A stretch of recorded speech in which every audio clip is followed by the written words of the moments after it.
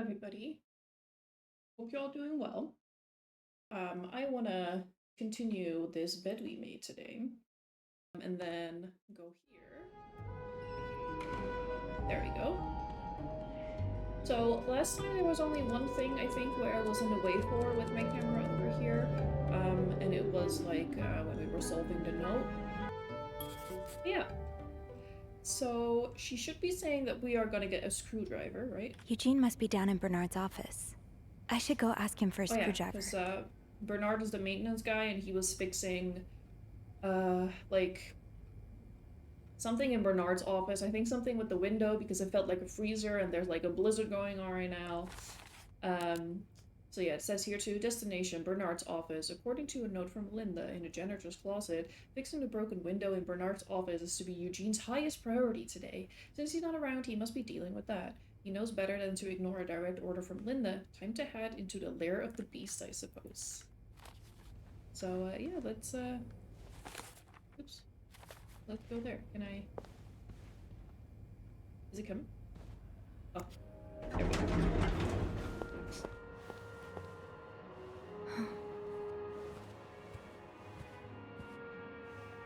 Hello?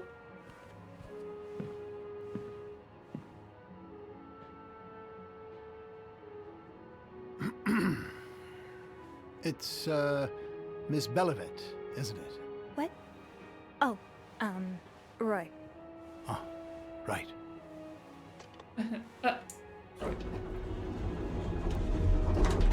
You're the one who took last week off, aren't you? You had to, take care of your sister, I think? Mother. My mother. I didn't say no. She's very sick. No, I hope this doesn't become a recurring thing. I need to know I can count on you. I understand, sir. Oh, Bernard, what are that's you our doing boss. here, anyway? Right, I was like, huh? Are you on break? I got the names confused. Bernard is our boss. Are you on a break? Yes, Yes, I am. Don't take too long. No, I won't.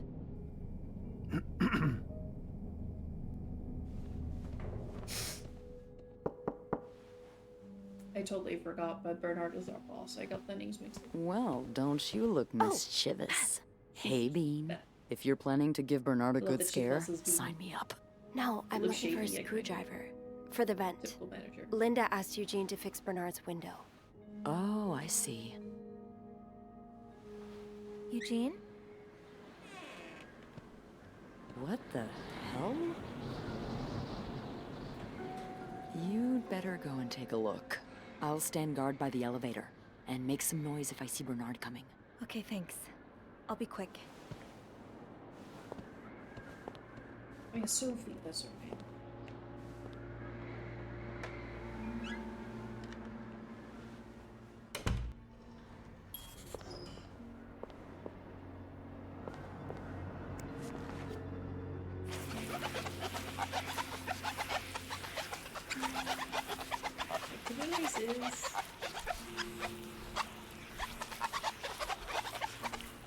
Gotta get that spot. Get that spot. And this spot.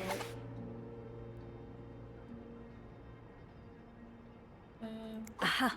Let's get you to that vent. There we go. Opposing something that could help so many people just because it's close to your hotel? This is ridiculous. Dear Mr. Weston, I would like to thank you again for agreeing to this partnership between the Clarendon Hotel and Weston's department store. Thanks to your generous help, renovations are well underway and the hotels never look better. You should come visit soon when your busy schedule allows it, of course. That's crossed out.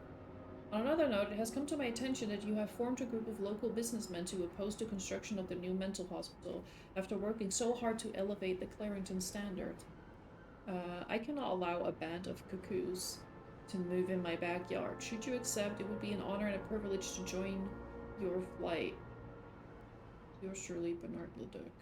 And written by Eugene. Enjoy the cold you. Carter.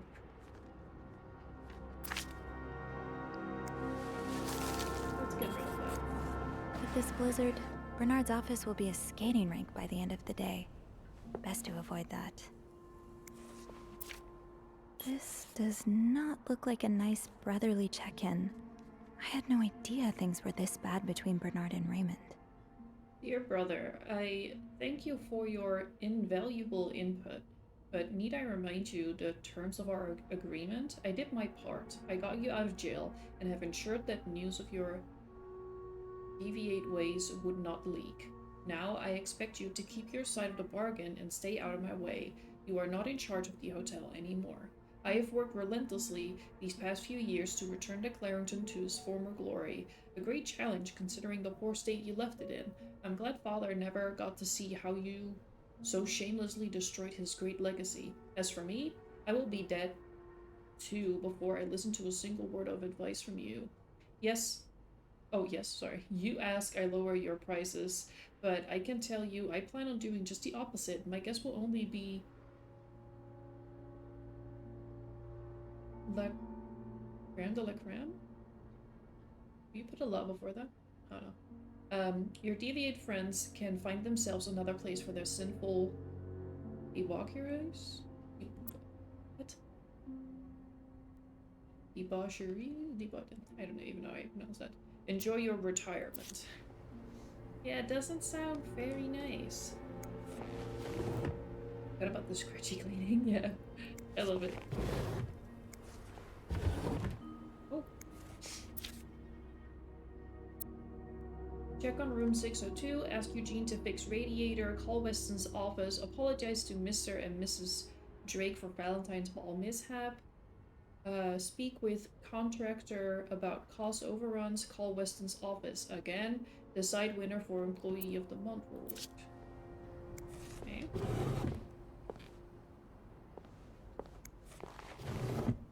Ew. Is this Linda's? Oh. Just in the drawer. I can't look at that.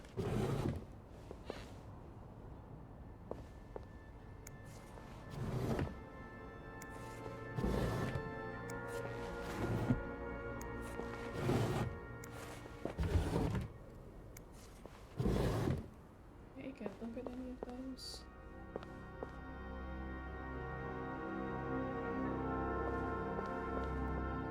Anything else I should be looking at in here?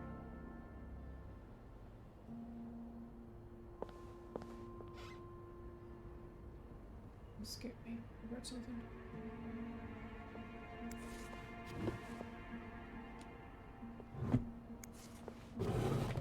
I think that's all we can do in here. You would think we could do more here, but Surely your break is over by now. No, it's not. I came by here not too long ago, and Andrew was already covering for you. That's because I was in the ladies' room. That's no excuse to... It's my time of the month.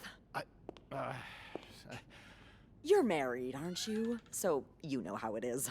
I have to go more often, and sometimes I stain the furniture, and don't get me started on all the... That's enough details.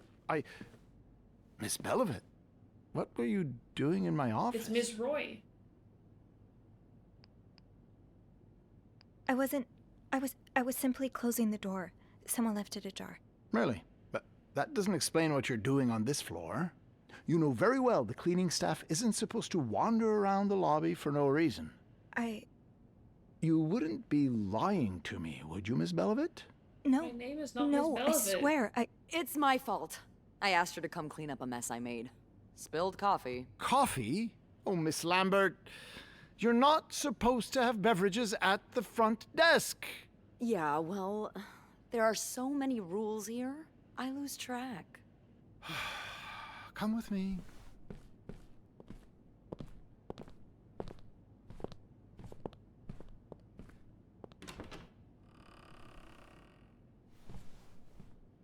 sorry. Thank you, Beth.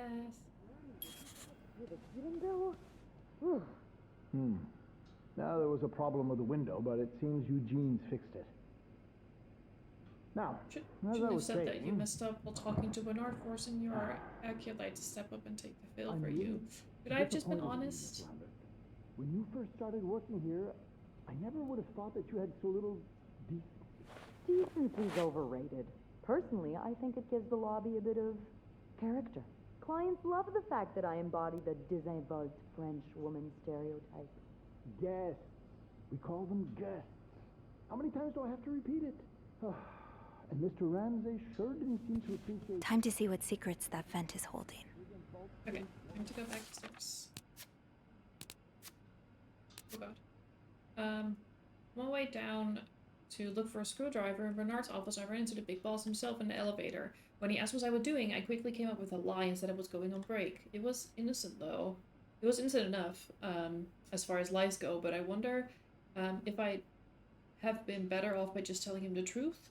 I'm not really doing anything wrong. Thank goodness he and I went to separate directions when we got to the ground floor. Now I see if I can find that screwdriver. Beth offered to keep a lookout while I poke around Bernard's office looking for a screwdriver. I have the rare opportunity to do a bit of snooping on my boss. What fascinating things would Bernard keep behind closed doors? Well, we saw that. I have to be careful still, especially with Beth on the other side of the door. I don't want to jeopardize her either. Looks like my hunch was correct. Eugene was here to fix the window, and lucky for me, he left the screwdriver behind. I get the feeling he won't be needing it anytime soon. Getting the vent open should be easy enough now. I should have known it wouldn't be as simple as walking out unnoticed. Bernard was waiting on the other side of the door once I finished up in his office. I'm really glad my job keeps me from interacting with him too often. I don't know how many more times I can handle hearing him call me Miss Belleville. I only managed to get away thanks to Beth. I really ought to thank her later. I hope whatever Bernard has in store for her isn't too bad. I hope what I found on the 5th floor makes her sacrifice worth it. Raymond.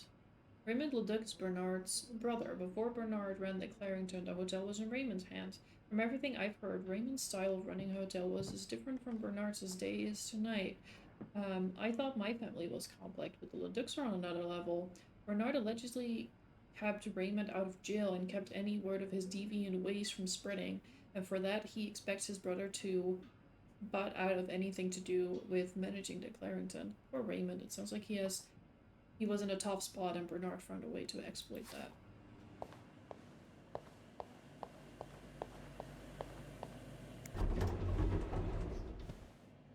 A little bit of runny nose. Okay, back to the 5th floor.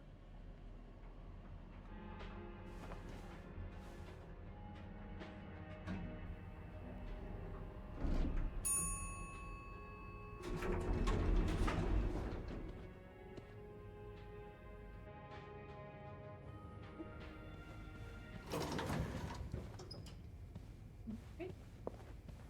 All right, let's open the vent. Yes. Oh, I guess I'm free to disturb room 508 now. But that's where Bernard and Linda were. Ew.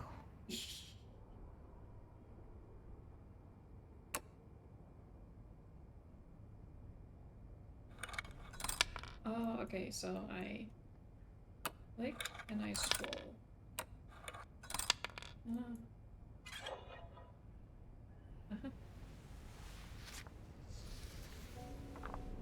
Another note.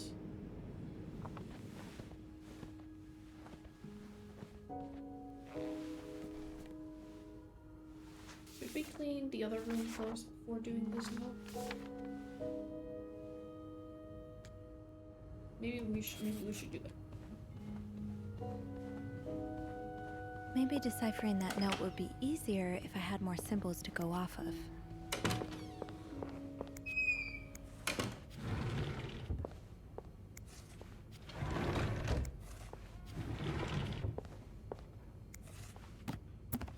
Bible.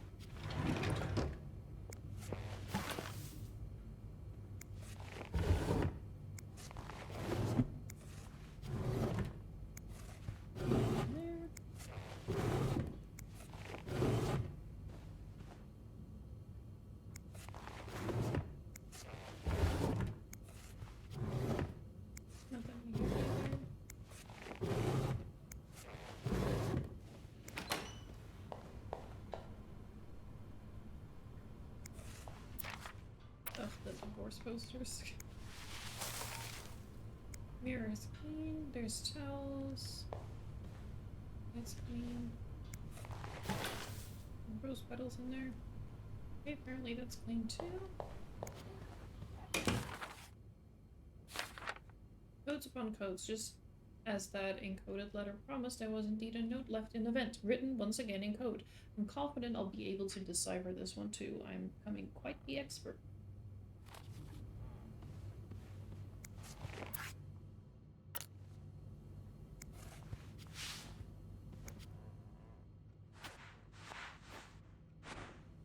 Okay.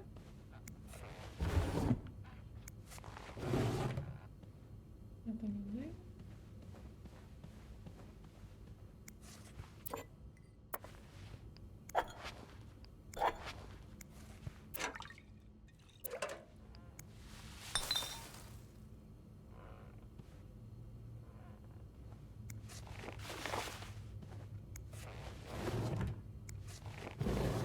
Nothing in there. Should be open to curtains. I guess not. Did we do everything in here? I think so. Are the lights just constantly on? Or can I turn this one off? No. Okay. Fine. Okay. Let's put the cup there. Perfect. Okay, she's talking about more symbols. I don't know where to find those though. She keeps saying room 505, but I've looked at everything in there, I'm pretty sure. Let's just see how far we'll get.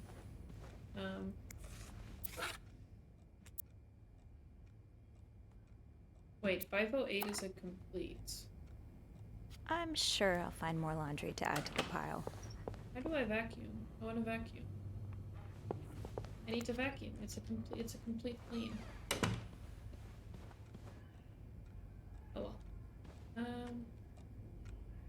Let's just see how far we'll get with it.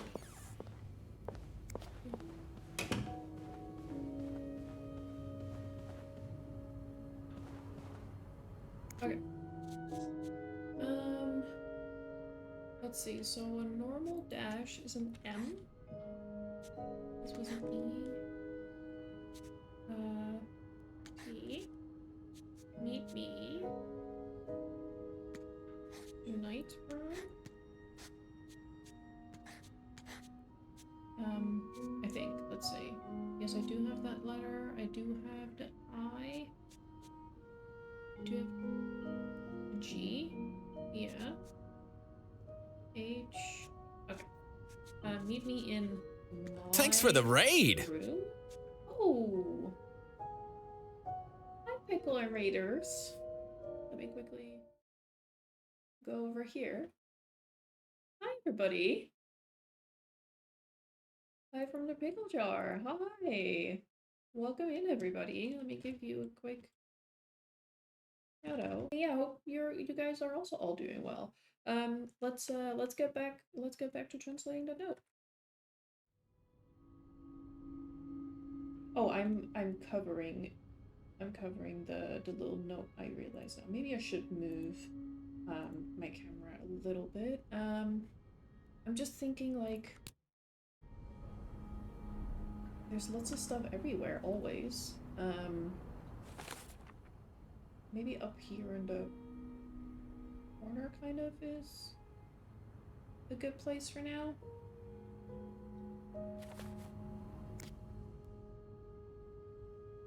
Kind of. Let's give it a try. I'm only covering the M of the note right now. Okay. So, meet me tonight in my room. Do I have this symbol yet? Yes. That's a C, 2 is A. Was that Michael? Yes. Michael. The A was W. Yes. Michael will be...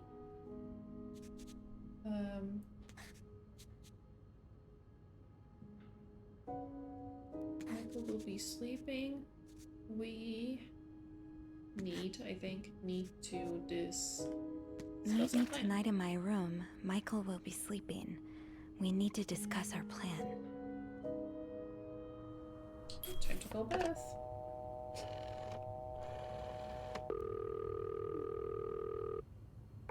Clarington Hotel reception desk, Beth speaking.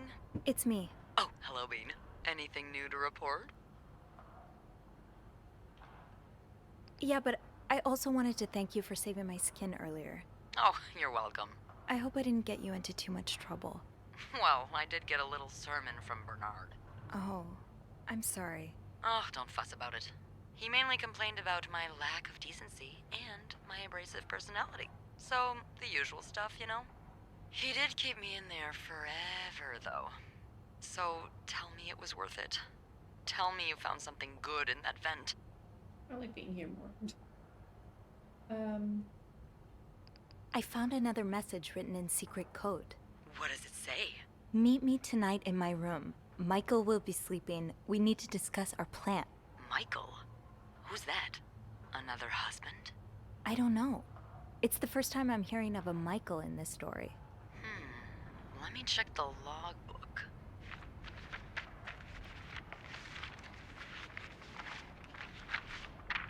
There's a Michael staying in room 507. Mrs. Beaumont's room? But she doesn't have a husband. She's here alone with... Oh, Michael must be her son. I got him some extra blankets the other day so he could build a fort. Could Marcella? Yes? No, never mind. So, what's next?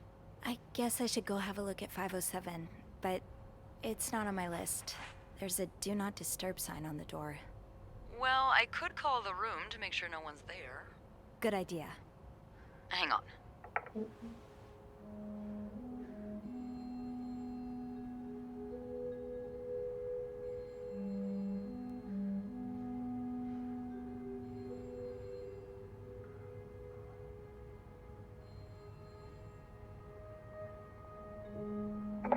You've got the all clear, Bean. Head on over. Thanks, Beth. I'll call you back. Okay, should get rid of that note. Wait. Venting your spleen. You opened the vent and decoded the second secret message. Looks like I'm headed to room 507. So 507 is next door. Okay.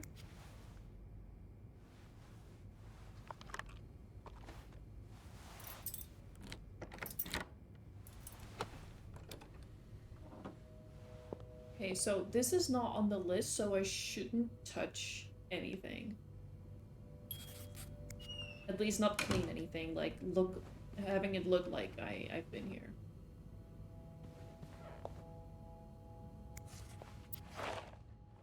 Oh, this is the Teapot Sugar Festival. That's what the yo-yo is from. Michael Beaumont. Aw. Offers you a chance to visit its amazing cereal factory. Will you be the lucky lad to visit my eagle?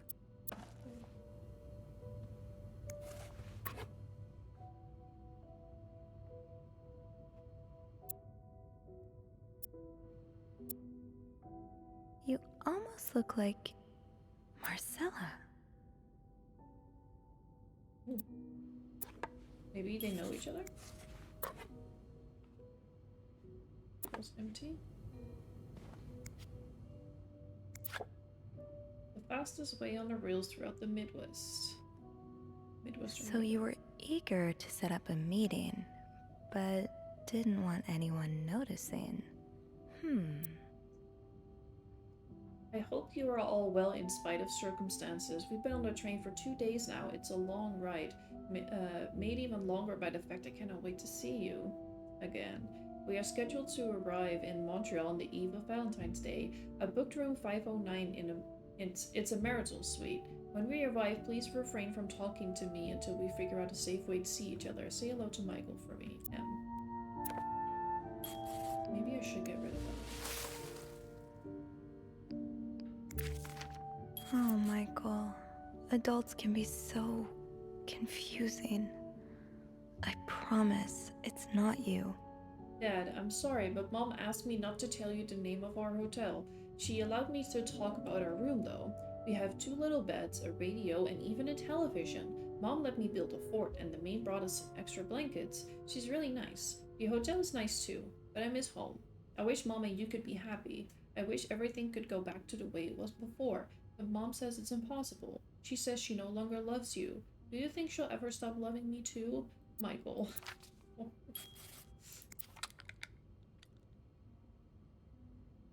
does that say? Keep battery out battery chamber when not in use. Okay.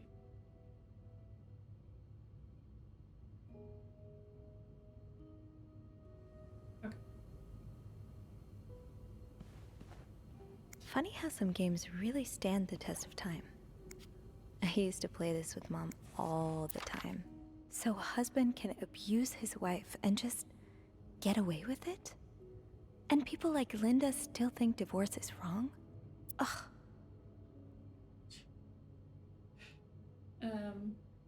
Sorry, I just saw the comment in chat.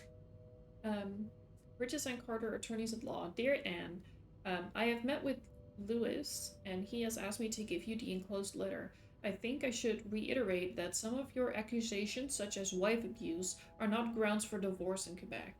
I understand you are hurt, but I do not think antagonizing your husband is very wise at the moment. Do not forget to be in court at 11 a.m. on the 20th. Be on time. Also, a friendly reminder that my fees for January need to be paid before the end of this month. I am happy to help you out, but I cannot work pro bono on this. Sincerely, Howard. With a signature like that.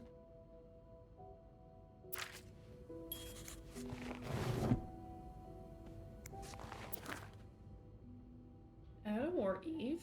Can she resist the ultimate temptation? Also only 50 cents. Richard Boswell, A Confession of a Shocking and Forbidden Love. A heartbreaking decision. Should Rose stay in a marriage that no longer makes her happy, or seek refuge in the arms of the woman who truly understands her? She has tasted the forbidden fruit years ago. Now that's all she can think of. But what will her family and society as a whole think of her if she turns her life to a life of sin? Should she be condemned for even entertaining the thought of leaving her husband, or pitied by having to make such a heartbreaking decision? Richard Boswell is a prolific author behind novels such as And They Were Roommates, which we found, and The Lonely Girl. Adam or Eve is her 7th novel. Bridget Boswell. Didn't I see that name somewhere earlier? Yes, we did.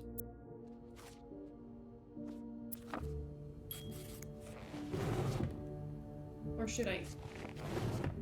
No. Okay.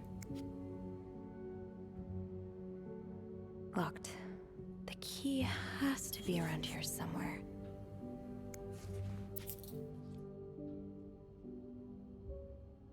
Greta? You know the drill, Sophie. Let's sweep and snoop. Oh, something on here.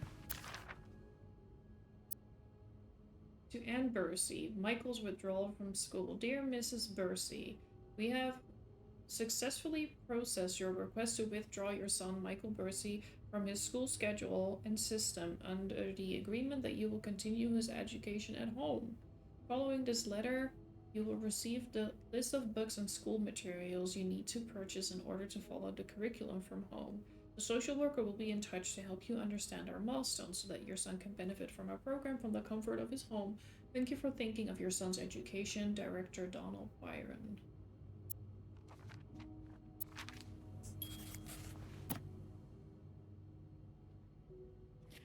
Like me.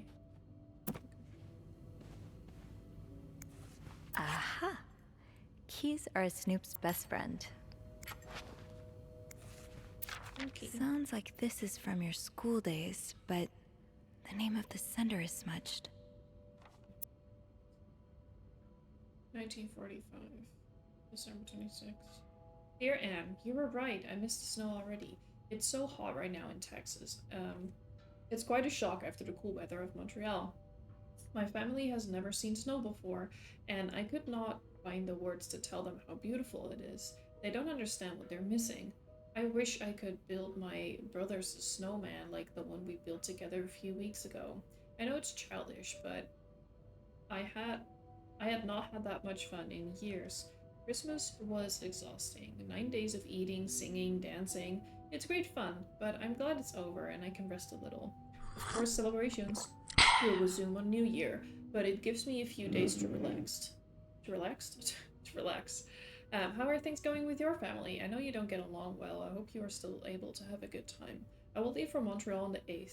I cannot wait to be back. I miss finding black cat hairs all over my clothes. I miss our late night studying sessions at Harry's. I even miss Sister Miller's classes. If you can believe it. I'll see you soon. Warm wishes.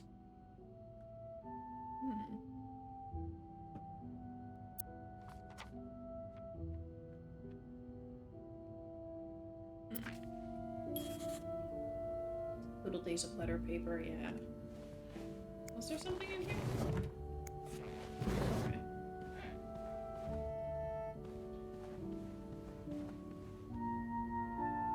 Did I check the drawers yet? I don't think I did.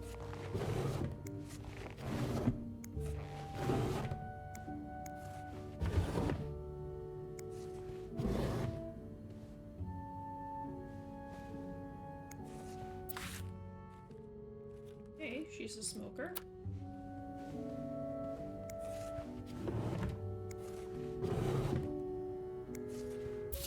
Mr. Cruz, huh? Numbers, dates, times. What does it all mean? What does it all mean? I should keep that for now.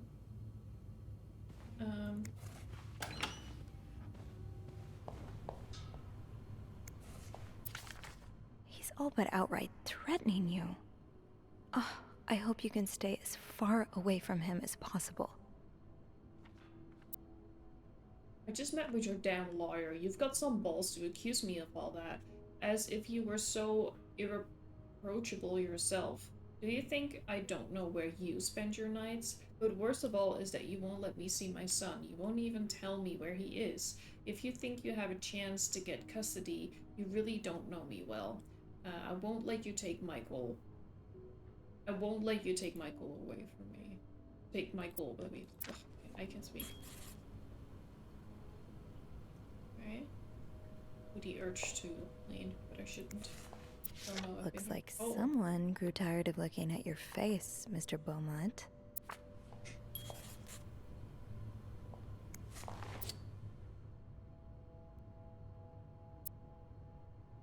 White cat? Oh, matches.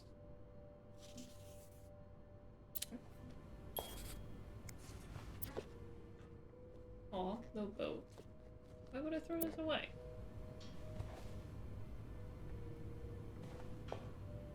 Okay. Let's see. Another secret message. Meet me tonight in my room. Michael will be sleeping. We need to discuss our plan. That's another code broken and another lead to follow. I asked Beth to find a Michael in the logbook, and just as I hoped, there was only one staying with us at the moment, Michael Beaumont, the son of Anne Beaumont, in 507. It's a bit of a mess in 507, but nothing out of the ordinary for a mother and a child staying for such a long period of time. Where should I start investigating? There's an open suitcase lying on the bed that immediately drew my attention, but there's a lot of other things lying around too. There's an ornate wooden chest sitting in the suitcase of Anne's bed. It's so beautiful, it reminds me of Grandma's jewelry box, the one she bought in Quebec City from a street vendor who chiseled all of his own wares. Something that beautiful must be holding something of value, right? If I can find a key, I can take a look myself. Also, I kind of ignored the hydrate. I did take a sip, but thank you for the hydrate.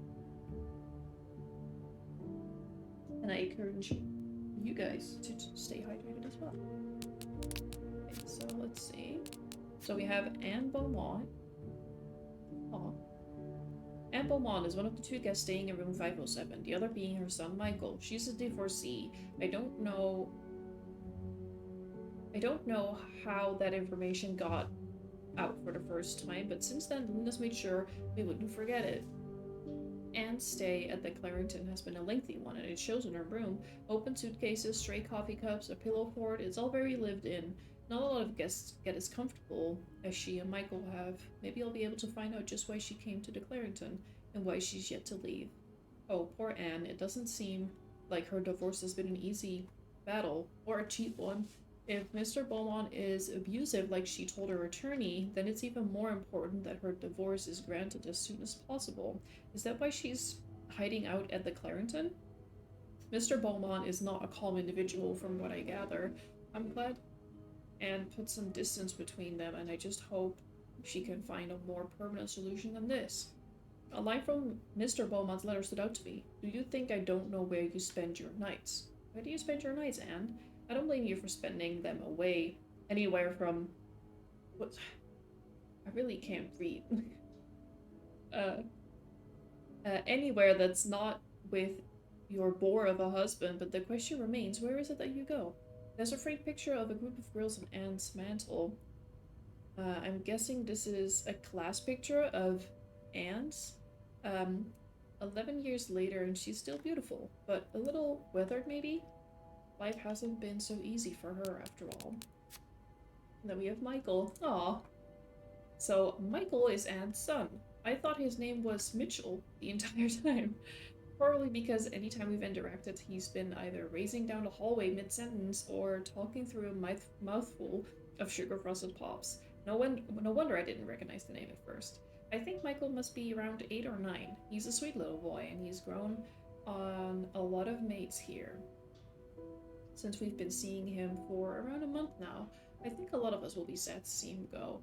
His mom asked me for extra blankets once so that he could build a blanket fort. I'm glad he's been enjoying his stay at the Clarington. Staying at hotels when you're a kid must be such an adventure. Michael's having a hard time dealing with his parents' divorce, which is completely understandable. I remember having a million questions at that age, and no one ever seems to want to tell you the truth. Not the whole of it, anyway. Do you think she'll ever stop loving me too? Oh, Michael, what a heartbreaking possibility to even have to consider. I don't think your mom's love for you is going anywhere for what it's worth. It took me a while to learn this, but our parents are just as new to navigating this relationship as we are. They're just trying their best. Most of them are, anyway. Then we have Mr. Beaumont.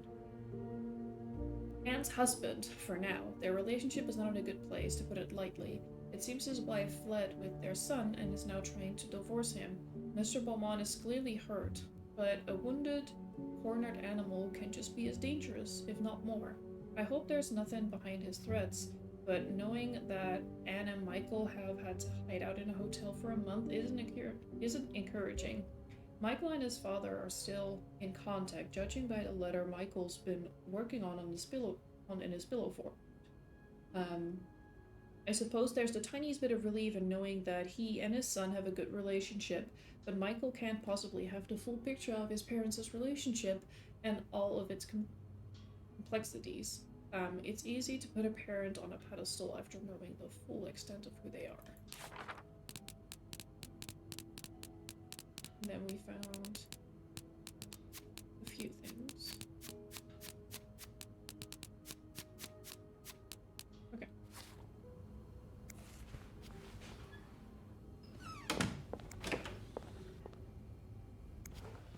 Can I quickly go to 508 and call Beth? Can I call her yet?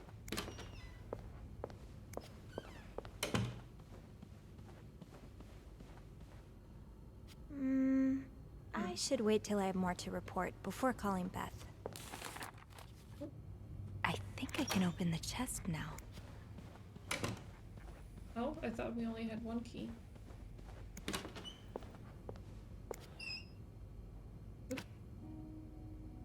Okay.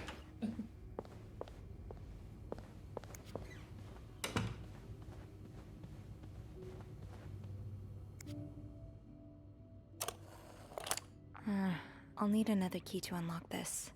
Haven't I seen one just like this somewhere? Have we? That key looks so familiar. Why do I associate it with room 505? Ooh. Keys, keys, keys. I don't think I've ever used so many in one day. Not content to open with one key, this fuzzy chest requires two, which is a little daunting. But Anne wouldn't have brought the chest without both keys, right? I'll have to look around. It should be easier now that I know what I'm looking for. It's not designed like your everyday key.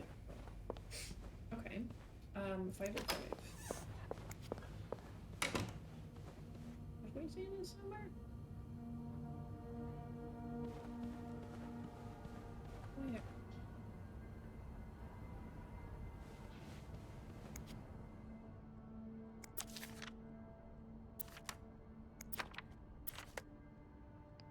Oh, I can throw this all away now. I'm gonna do that, he's creepy.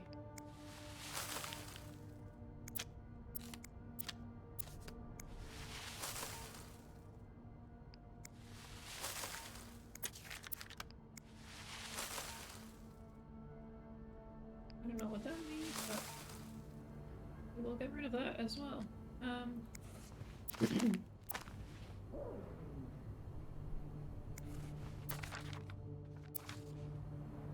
So, where did he leave that key?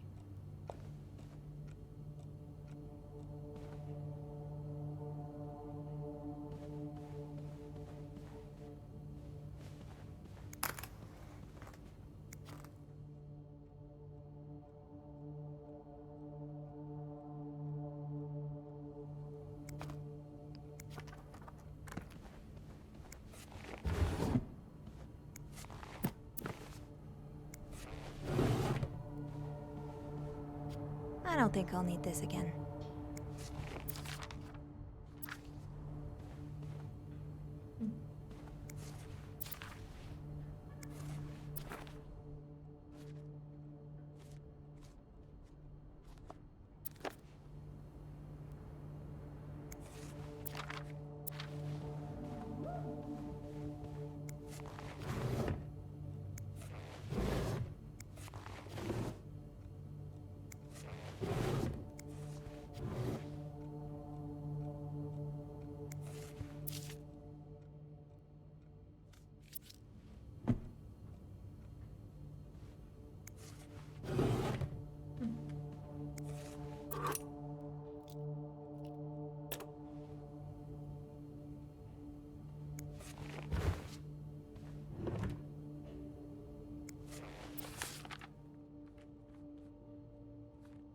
Oh, did we ever read this sign? Hey, weirdo, stop wasting my time. I'm not hiring you ever. Mr. Morgan, you know I have a lot of respect for what you and others have done for this country, but I'm not a charity. If I don't receive the past 3 months' rent before the end of the week, I'll have to vacate the apartment. Thank you. Dear Mr. Morgan, I understand your situation and I'm sorry that you had to spend so many years in the hospital. However, this does not change the fact that you don't have the qualifications for the job. Even if you did, I could not hire someone in your situation. Other staff members simply would not feel safe around you. I would ask you to not contact me anymore. I'm not sure if we found that one before.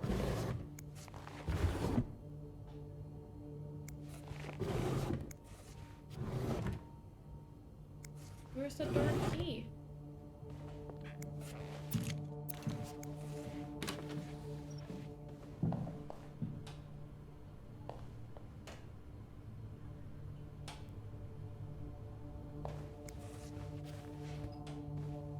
Think, Sophie. Where have you seen a key like that one before? In a safe?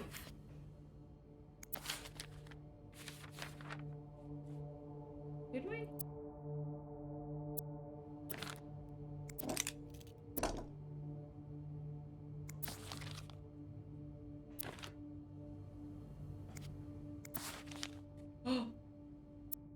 Ah, there you It's are. around her neck. With Marcella. God knows where she is.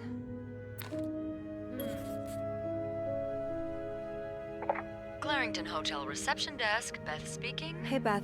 Bean, I've been meaning to speak with you. It's a radio Oh, about what? Well, a little birdie told me Mr. Morgan and Mr. Cruz had an Sorry, argument we saw yesterday that just evening. now. Really?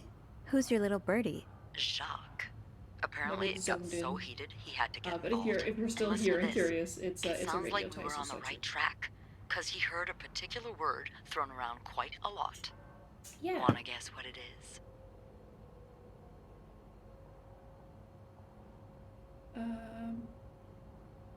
Affair? Bingo. Did Jack hear anything else? From what he told me, it seemed like Mr. Cruz was accusing Mr. Morgan of having an affair with his wife. Wouldn't have expected Mrs. Cruz to fall for a man like Morgan, but I guess the heart wants what the heart wants. Maybe, but that doesn't explain Mrs. Beaumont's involvement with Mrs. Cruz. What do you mean? I found a chest in room 507. I think it can only be opened by turning 2 keys at once. I found one of them in Mrs. Beaumont's things. Oh, and the other one? Well, I remembered seeing a similar key in one of Mr. Morgan's stalking pictures, so I went back to check. Mrs. Cruz wears it as a pendant. It looks identical to Mrs. Beaumont's key. Wait, so Mrs. Beaumont and Mrs. Cruz own identical keys that are both needed to open a mysterious chest? Yeah, there's definitely something going on here.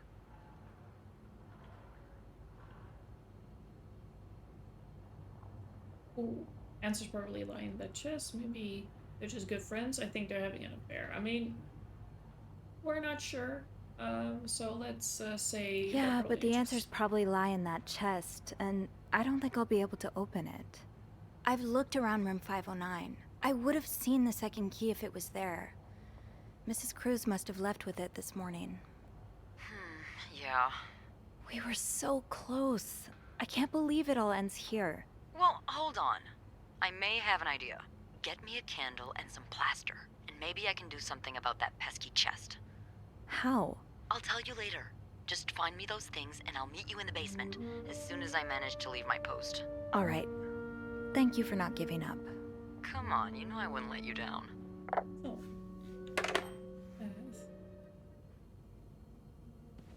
Plaster and candles. Well, half the hotel's under renovation. I should be able to find plaster somewhere around here. Probably. Alright. Wait, so she says, I think we can only go to the 5th floor, the lobby, and the quote-unquote basement, which is like the break room and stuff. But shouldn't she hinted at renovations? Great! This takes care of half of this little scavenger hunt. As for the candles, doesn't Rebecca keep some in her locker downstairs? This game is really nice at giving hints. I can probably find the rest of what I need in the basement. Oh, I had a feeling that I'd seen a peculiar key, kind of key before, and my feeling was right, sort of. I have seen it before, in a photograph. It's in that picture of the Cruzes in Mr. Morgan's safe. Marcella had the key around her neck while walking with Hector in the lobby. Chances are she still has the key on her, and she's nowhere to be found for the moment. So what now? Feels like a dead end. I have no idea why Beth thinks that we can open Anne's chest with candles and plaster, but I was promised an explanation once I made my way to the basement with those two items. So I'll just have to put my trust in her. Now, plaster shouldn't be that hard to find in a hotel that's undergoing renovations. I will buy bags of stuff every day. I'll start with that, then see about some candles. I got the plaster that Beth requested, so that just leaves the candles. Rebecca is always super prepared and terrified of the dark. If I recall correctly, she keeps a stash of candles somewhere in the hotel. But if I want to find them, I think my first stop should be in the basement, where she spends most of her time. Right, because the laundry is also in the basement.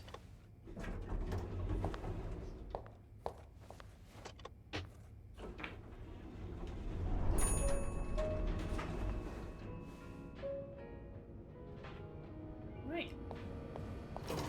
Candles, candles, candles. I think Rebecca keeps a stash of them, but where? Where's Rebecca's locker?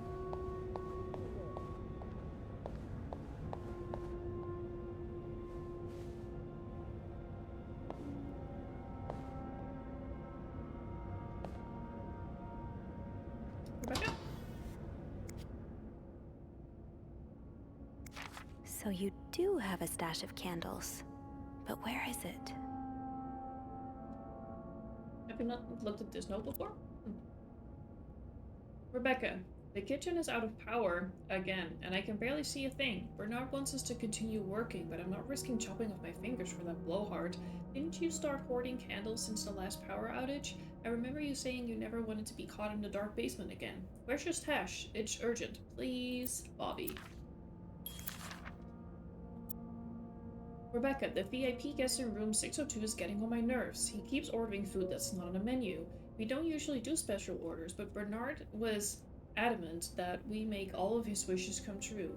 Do I look like a goddamn genie? That's not even the worst of it, though. Every night he barges in the kitchen as if he was at home, asking for meat for his precious little terriers. Who feeds dogs $4 roast beef? I can't even afford $4 roast beef for myself. Bobby. Yeah. Okay. Maybe Bobby took some candles from Rebecca. I'm good. So maybe Bobby's locker? Where's Bobby's locker? Bobby. No candles, but this looks like the laundry room.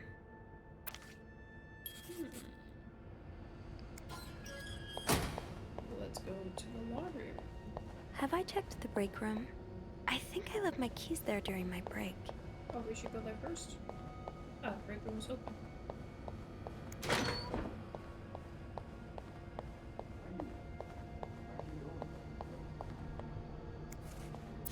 This is probably Beth's latest project. It's really cool how she has an eye for this kind of thing. Ew. Don't worry, gossiper. I'm coming back to you. I still haven't learned all of Gracie Jones' secrets. Gotta hold on to these tight. Can we put back the I don't always get fashion, but these are fun to look at. fake when instead half of the poke? pages haven't been cut out.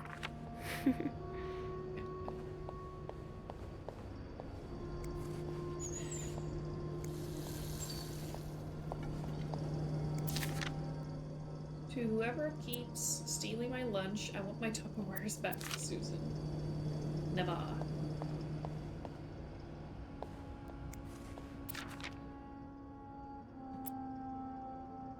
Bobby realizes the person with the lowest score who wins, right?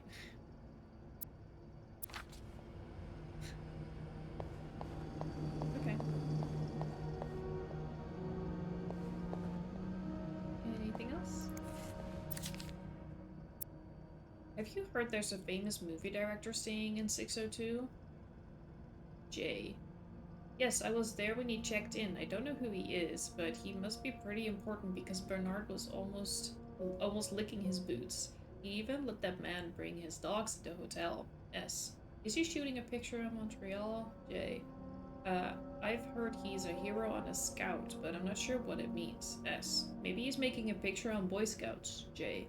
Do you think he'll shoot in the hotel? Why? I hope he does. Imagine, we could meet famous actors like James Dean. J.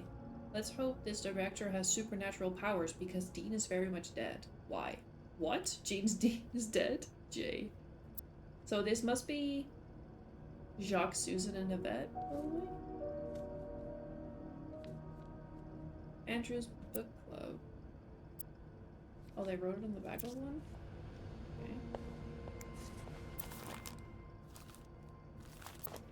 And some more newspapers. Okay, well, since this is the break room, I'm not gonna get rid of anything.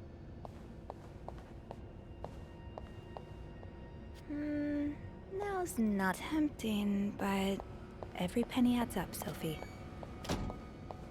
It would make sense for Rebecca to keep her candles by her workstation.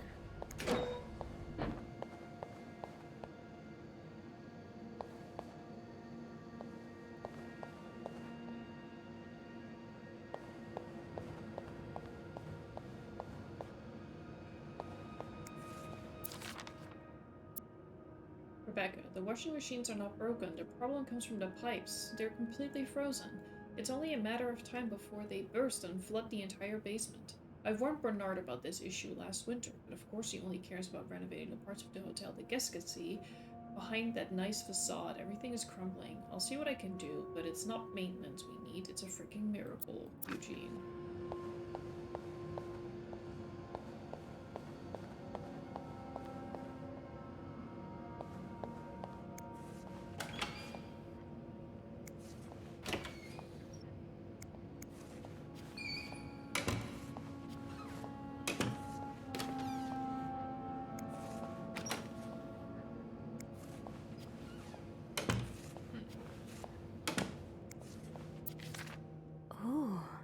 Is this a movie script? Oh. Change title, not catchy enough. In a northwesterly direction. Screenplay by E.L. Needs more murders at Killer Tornado? Why cut the scene inside the nose? Best part of the script. See if James Stewart is available. Okay. Paper note with funny drawing. Red lipstick 250 in loose change. Business card ×3. Peppermint ×9 ×5. Oh, it was crossed out. Okay. Cigarette pack. Old port. Silver ring. $1 bill ×4.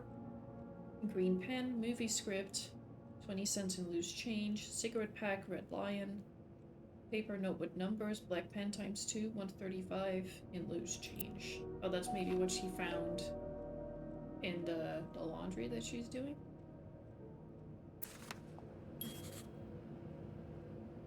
Oh.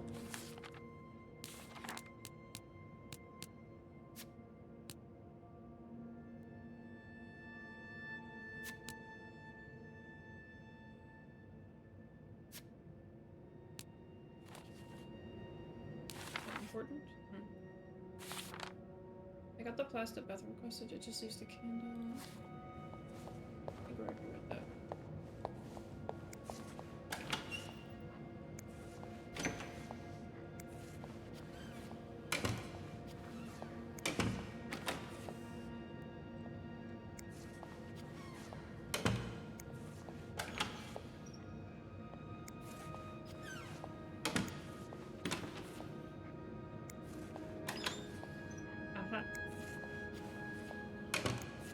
Stash uncovered. Reb, you won't mind if I just take one, right? Got a candle. Now, what next? What next? Was there something on the floor there? Maybe it's just a drain. Okay. There you are. I'm not sure I understand what the plan is here. Well, when I was little, we had padlocks on many of the farm's sheds. My dad would always lose the keys, so one day he made a mold of them using wax and plaster. I was thinking of doing the same. Are you sure it's gonna work? Absolutely not. But hey, I guess we won't know until we try. Yeah, you're right. So let's do this.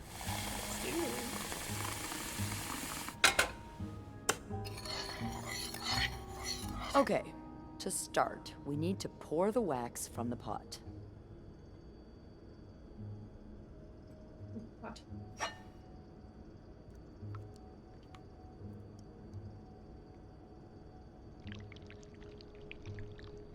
Have you done this before? You're a real pro. Thank you. Now, time to put the key into the wax. Let's give it a few seconds, so the mold really takes form. Okay, I think you can remove it. Well, we're almost there. Just pour the cup of plaster into the mold. Itchy ear. Hold on. That's not what's next. All right. Now we wait for it to dry. How long do you think it's gonna take? I don't know. I guess we'll keep poking it every now and then. I bet you didn't think you'd be making a plaster key today, huh? Indeed. But I like it. It's rare that this job allows me to use my creative side. Your creative side? Well, granted, this key won't end up in any museum, but I enjoy the occasional artistic endeavor.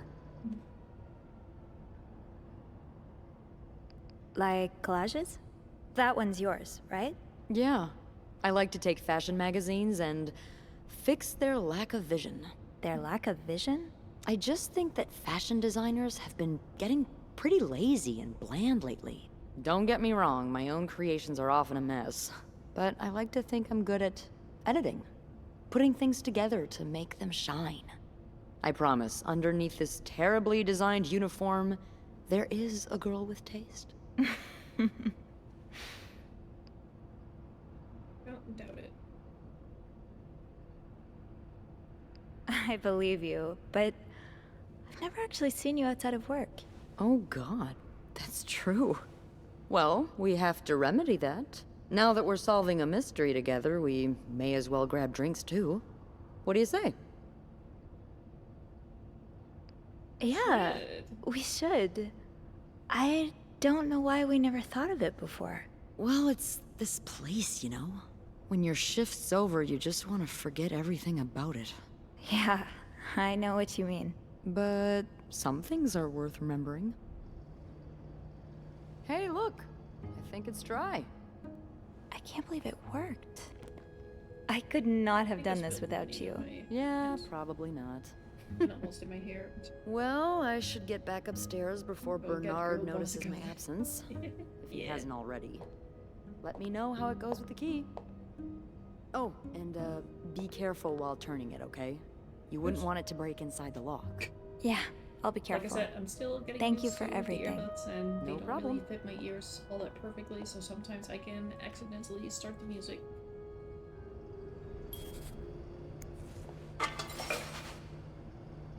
Alright. Team building exercise. You made a key double with your acolyte. Acolyte? What is it? Okay.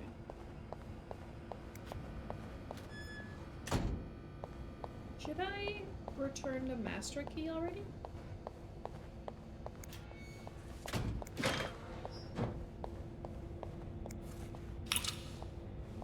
Can always take it again, right? I've got 2 keys. Now, let's test them out.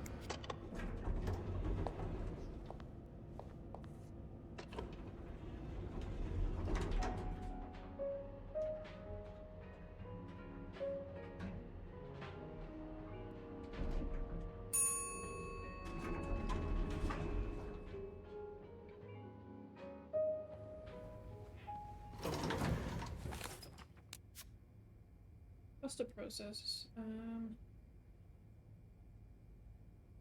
I thought I already put this. I got the backup plaster and one of Rebecca's candles. I can only imagine the hell Bernard would give me if he caught me walking around with these items. They're not exactly part of Mate's typical arsenal. Now to figure out what exactly these are gonna help me open a locked chest. I'm sure it all makes sense soon, Sophie.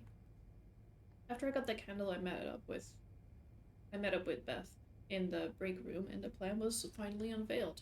To mix plaster and wax, and use the key I found in 507 to create a double. I never would have thought of this on my own, that's for sure. While waiting for the double to solidify, I got a chance to talk to Beth some more. Downtime even gave us a chance to talk about something other than the day's weirdness.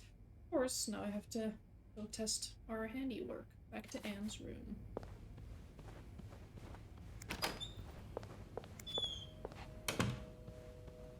Hey, let's give it a try. Be careful, Sophie. You don't want this key to break.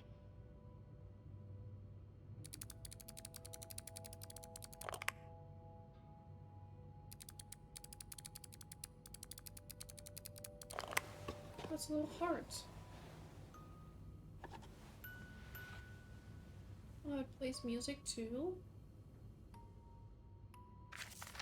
Unlike my favorite bar, this one was black. Her alliterative name will surely take you back. These two sure love their riddles. In Atlanta, I noticed yours was pretty worn down, so I decided to buy you a new one. I hope you like it, and since you enjoy them so much, here's a little puzzle to figure out the combination. 2 5-letter words are the key, both related to our history. Unlike my favorite bar, this one was black. Her alliterative name will surely take you back. From the first one, take the first two. From the last one, take the last two.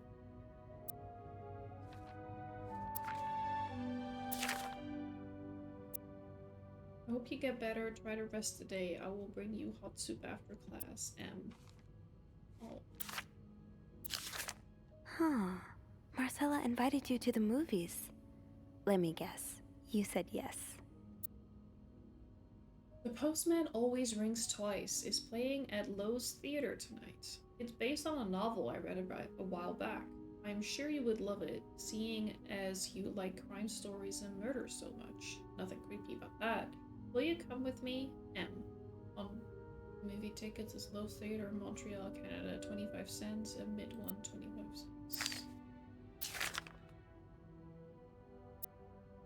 I can barely listen to Sister Millen's lecture today. Secret language. All I do is look at your lips and imagine kissing you. Can't wait for tonight.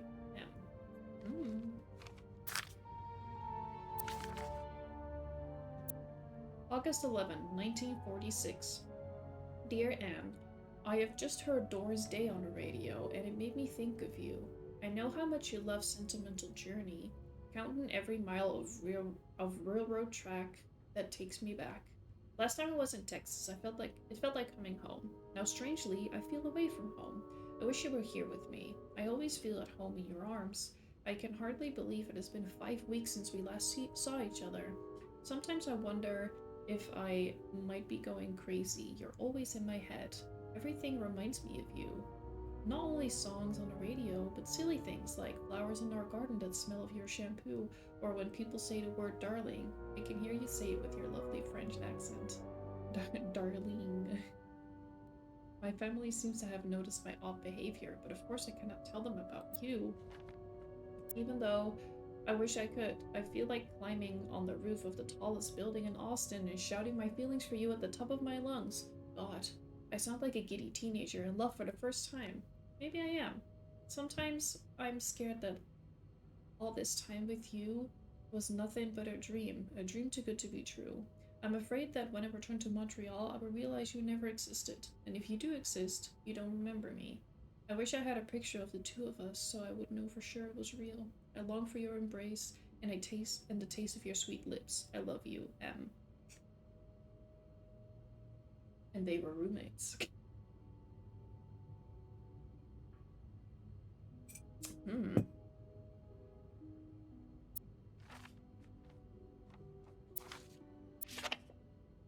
Oh, picture of them together.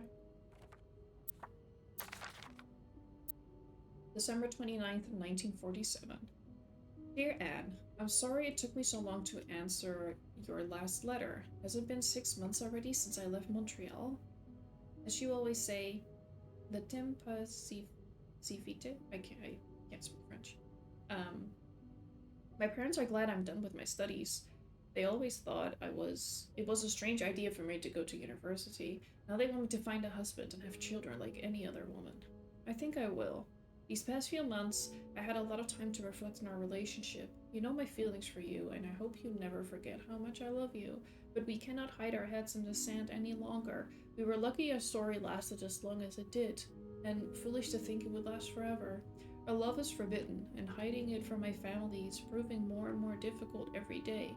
You will always have a special place in my heart, but I believe it is time for us to go our separate ways. You made me feel like a teenager. You made everything but the present disappear. Now I need to be an adult and think about the future. Sincerely, M. That is so sad. That is so sad. That riddle's a toughie. Maybe I need a fresh pair of eyes on it. That is so sad. The two keys, the letters back and forth, all the shared memories neatly preserved for more than a decade. Anne and Marcella were in love, there's no doubt about it. But then, Marcella broke things off, feeling the burden of their secret. She felt that if they parted ways and hid all of this under lock and key, that she could have a normal life. Now Anne and Marcella are both here at the Clarington, over a decade later, in adjacent rooms. I don't think their story is over just yet. According to one of the letters in the chest, And bought Marcella something that needs a four-letter key to open. Could that be the case I found on Marcella's bed in 509? I need to figure out the 5-letter word. Both related to Anne's and Marcella's past. Unlike my favorite bar, this one was black. Her illiterate name will surely take you back.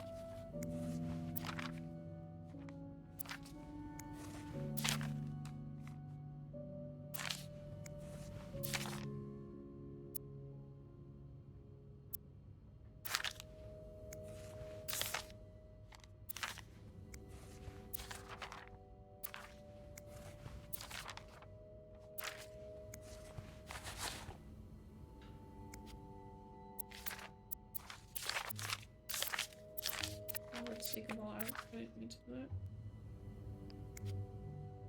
There's nothing else for me to do here. Okay.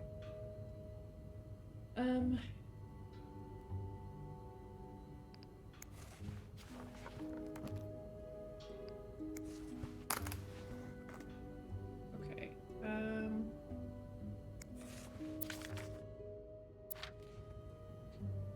There's no shame in asking for help, Sophie. 2 heads are better than 1, especially when dealing with riddles. We would just call from here.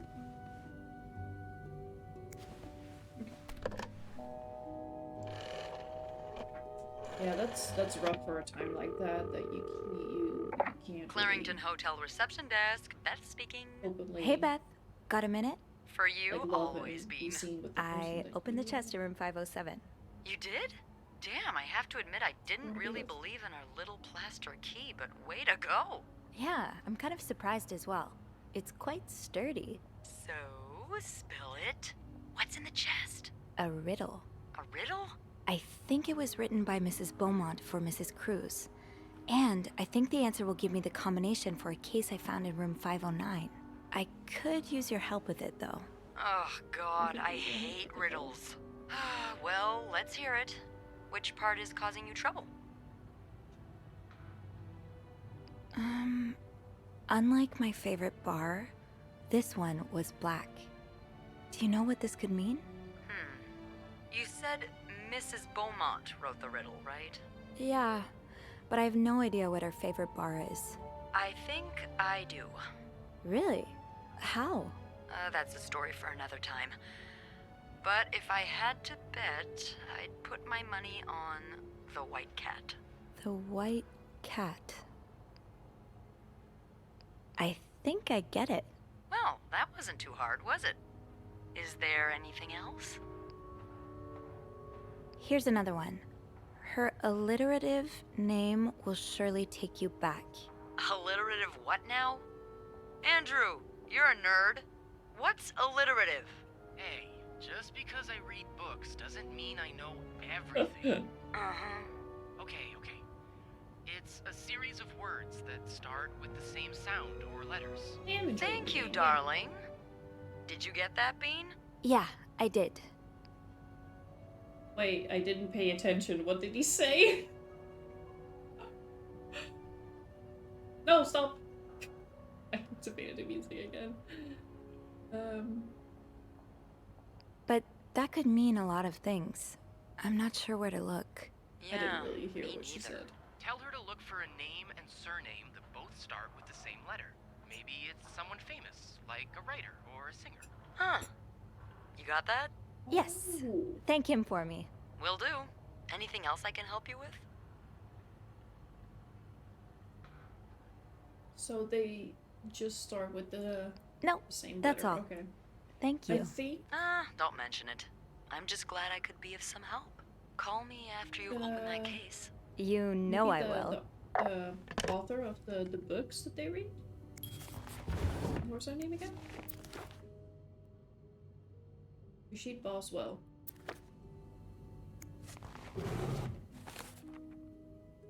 Puzzling it out. I'm lucky that Andrew is, as Beth would say, a total nerd. He explained that for a phrase to be alliterative, the first letter of each word has to be the same. So we need to find the name of a woman whose first and last name start with the same letter. Beth was able to find out the first hint. Thank goodness she knows about the city's nightlife, because I wouldn't even know where to start.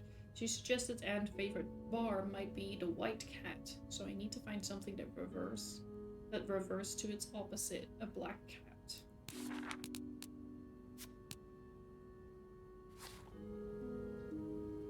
Okay. Yeah, let's quickly click back and close. Okay. So, I need to find something related to a black cat and a person whose first and last names start with the same letter. It's words that sound the same but are different. Actually, I don't know who was, but okay. So they start with the same letter. An alliteration sentence would be Bridget bought a brown bag. Oh, okay. Bridget Boswell. Didn't I see that name somewhere earlier? This earbud almost keeps falling out. Okay.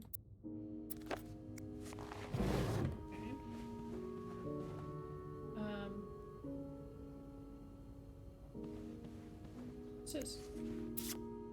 Ah, that's so sweet. I didn't do much, Dear Sophie, but thank you so much for I'm taking glad it care meant of our room something every to day you. and bringing us extra sheets. Michael and I wanted to give you a little something before we left. Sincerely, A. Oh, I'm not gonna pick that up because then they know I've been here. Oh, went in a leaf that made it sound. A sound that sounded like, really? She was trying to write a letter.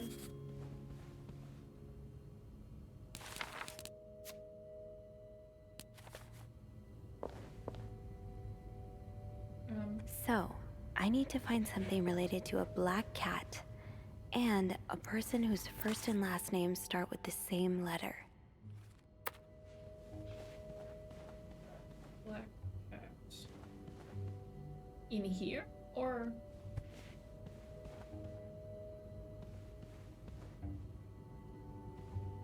or in the other?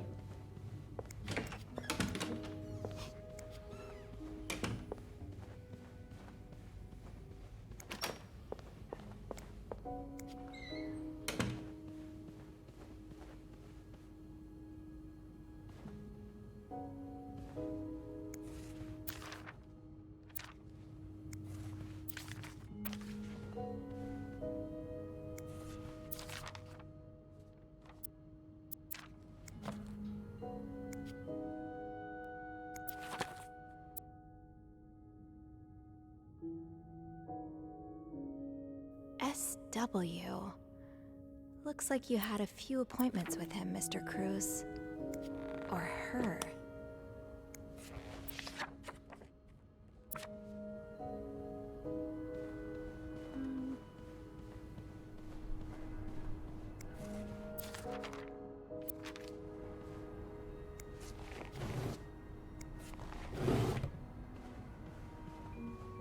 Yeah, can't look in her suitcase. This is the sort of puzzle that without hints it would take forever to do. Yeah.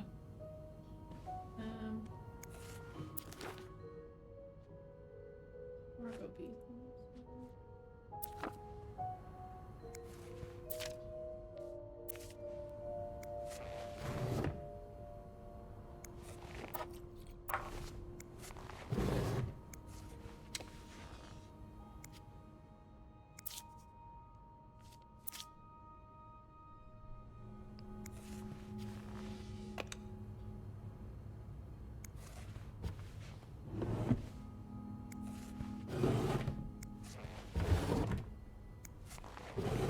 Like, I don't really know where to look.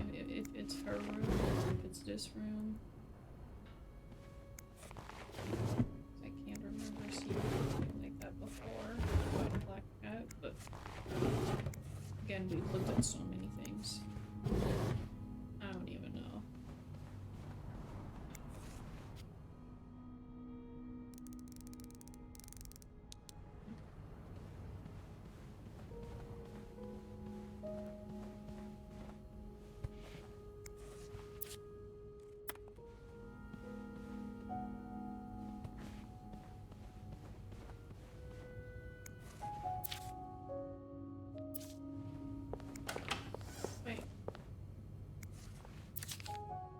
61583. Which one was that?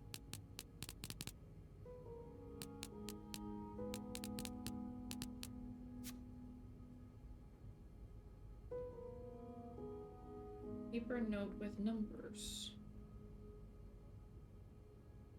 Right? 583. Okay. So in his pair of pants or tuxedo, I assume, there was a note with numbers. Interesting. I think we need to be there. Okay, we'll try her room again.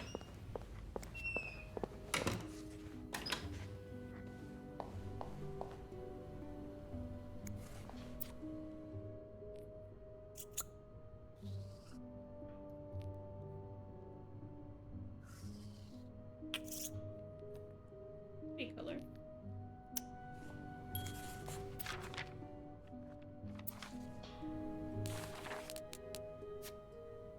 Red orange lipstick.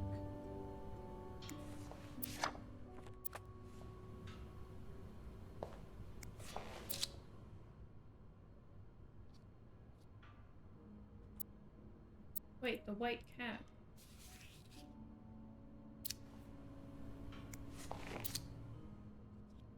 That's not a hint.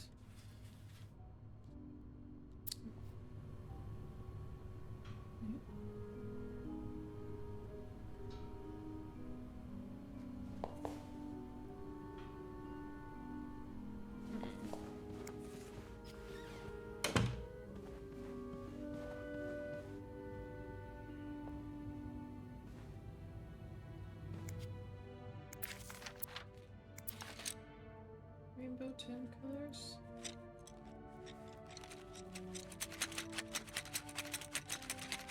What's that?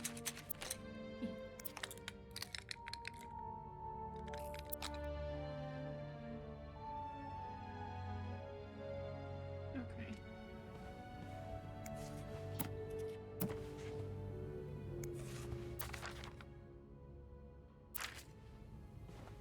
I don't see anything that has to do with Black Hat, honestly.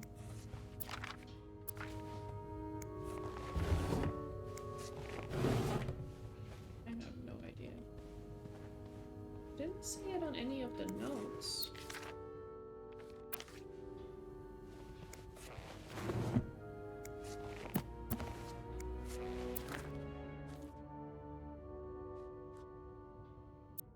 Bridget Boswell.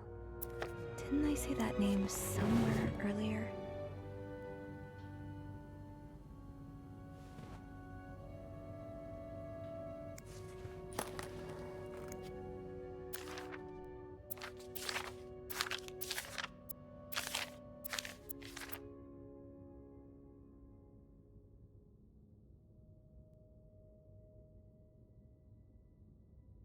Doris Day. That's an alliteration, isn't it? Doris. I-S.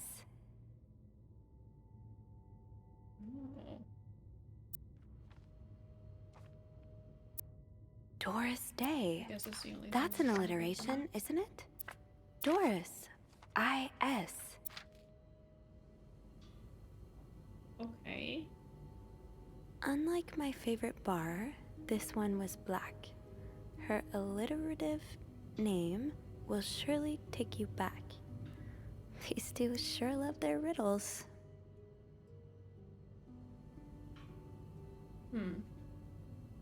I still don't know really where to look for the black hat thing. I don't think we've really seen anything like that. That I can remember anyway.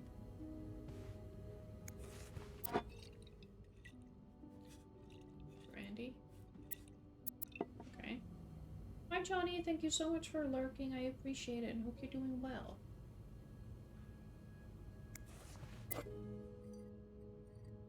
Okay, that's lipstick. Oh, and that's lipstick. Two different lipsticks.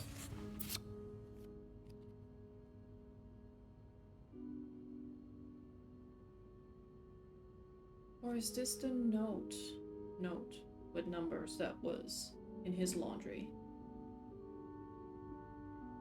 did these mean, though?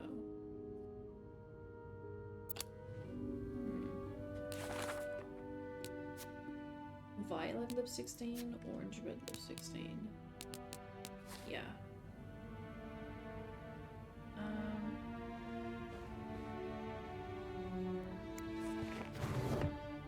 Again, I haven't seen anything that hints towards black cat. Unlike my favorite bar, this one was black.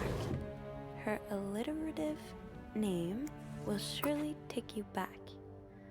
These two sure love their riddles. Oh. Montreal College, Montreal, 1947.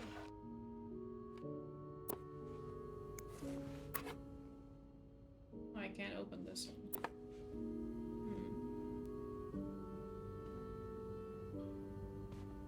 It makes me think that we need to be in this room still if the first hint is also here. I don't know though. Oh, look at this. Oh.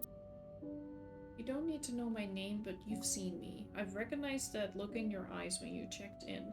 You and I don't need to make a fuss out of this. You keep your wits about you and I'll do the same.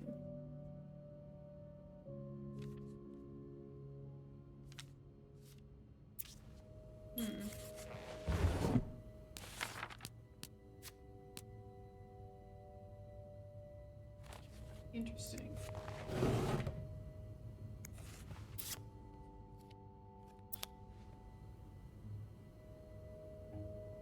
Huh.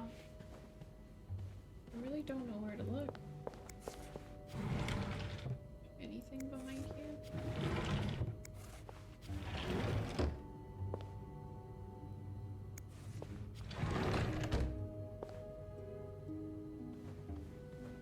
I'm kind of stumped, not gonna lie. Funny how some games really stand the test of time. I used to play this with Mom all the time. Funny how some games really stand the test of time. I used to play this with Mom all the time. A cat named Greta. G-R. Oh, could that be it? So that would mean Gris? G-R-I-S? It's worth a shot, I suppose.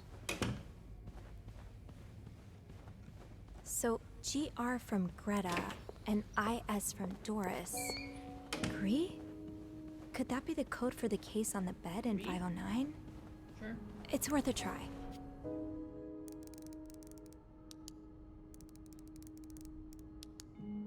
Is that an R? Looks like an A. Oh, here. G-R.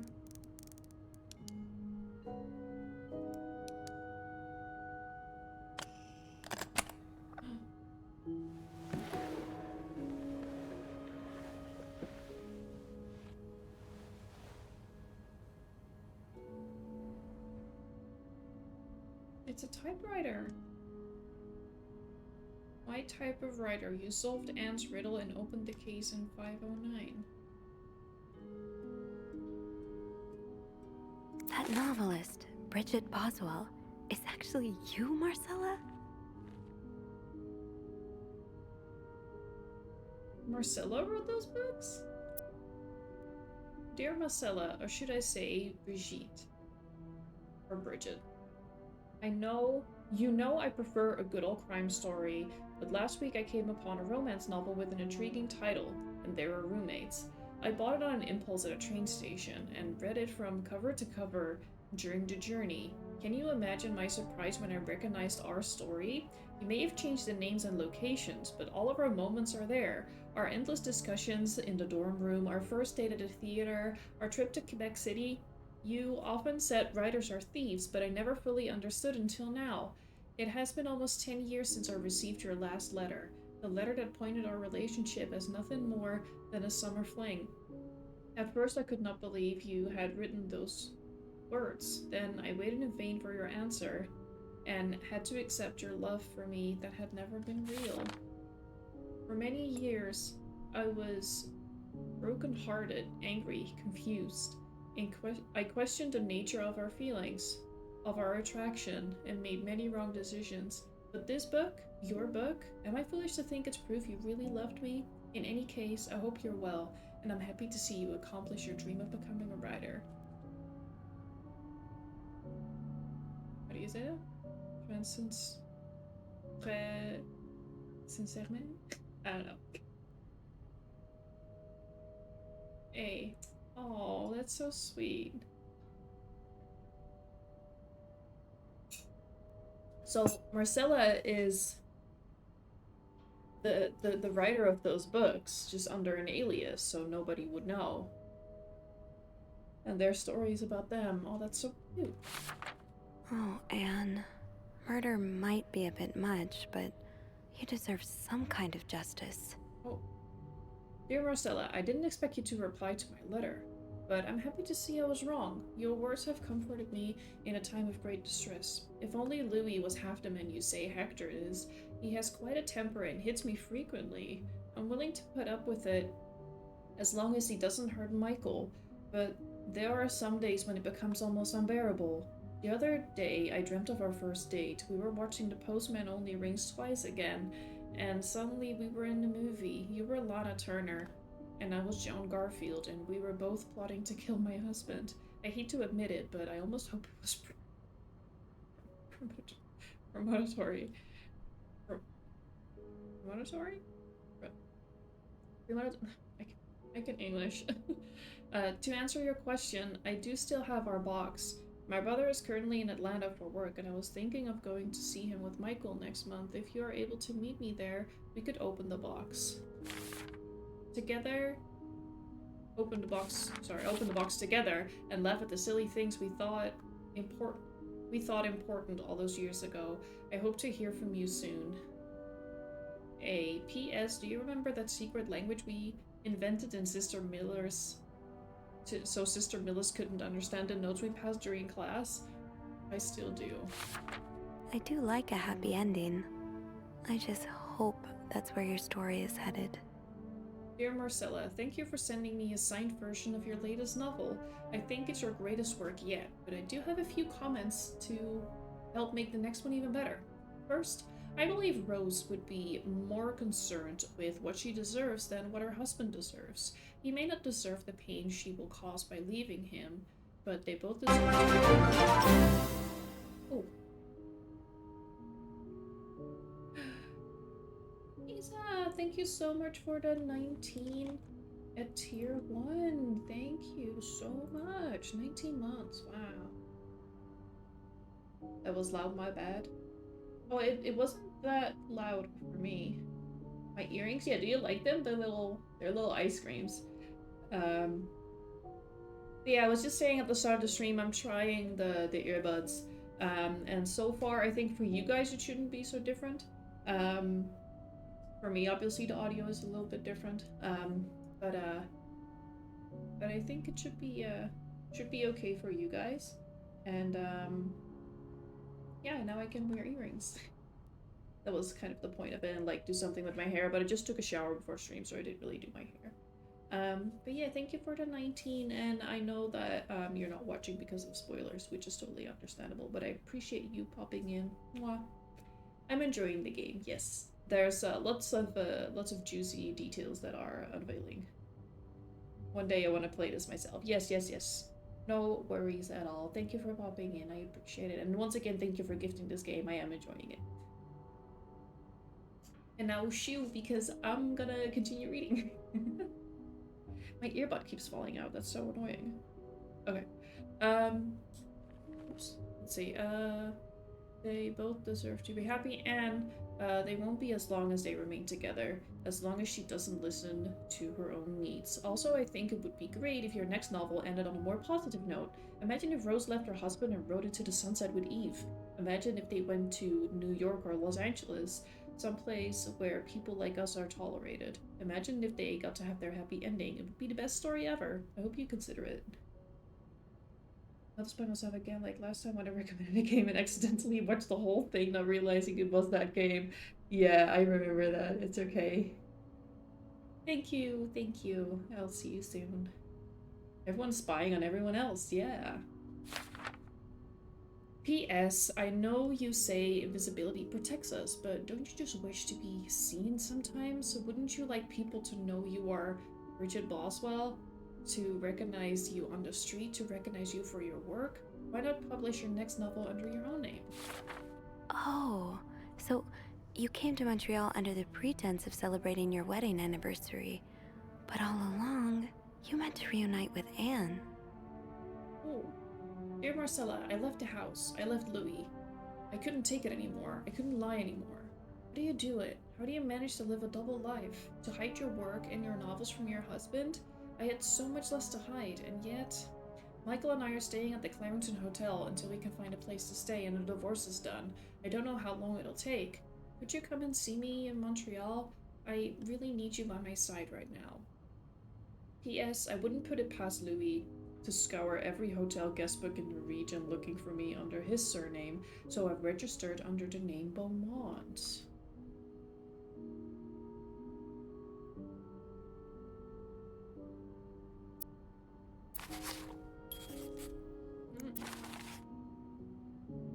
There's a lot of stuff in here.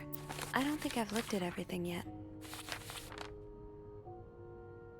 I think I did look at everything.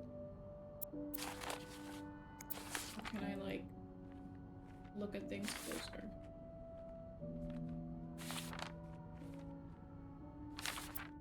Oh. So the symbols I've been deciphering, you invented them back in the day to keep your love secret. That feels really special. Yeah, that's really cute.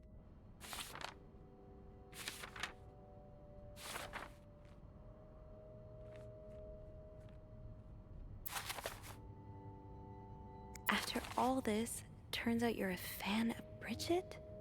Of Marcella? That's a lot sweeter than I expected.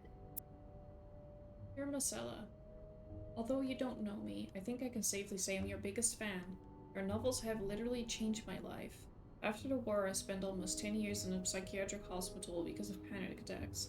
None of the treatments were working, and I wasn't getting any better. I became friends with one of the nurses, who started lending me books so I could pass the time. I didn't really like the first ones, but then I picked up Bridget Boswell's first novel, your novel. I'd never read such a beautiful love story. It almost brought tears to my eyes. I immediately urged the nurse to get me more of your books. Believe it or not, the more I read them, the less panic attacks I had. The doctors thought it was their new medication finally working, but I knew the truth. Your novels gave me the courage to get in contact with Lindsay, a friend from the war. I had always felt for him the same way your characters feel for each other, but I'd never dared telling him. Now I have, thanks to you. The thought of seeing him again is what motivated me to get better and leave the hospital. I hope to hear back from him soon. After my discharge, I wanted to thank you for everything you've done for me. I've discovered Bridget was a pseudonym, so tracking you down took longer than I thought. Fortunately, I'm very patient and a resourceful man, and I never gave up. Do you think we could meet? I have so much more to tell you, Paul. That's kind of creepy. That's kind of creepy.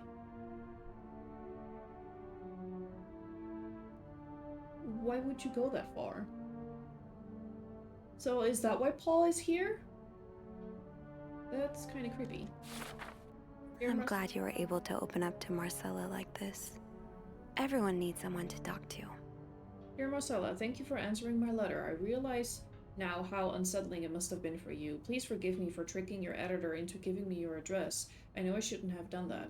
Ooh, I wanted to thank you as well for your encouraging words concerning Lindsay. I still haven't heard from him, but I'm starting to fear I might have the wrong address.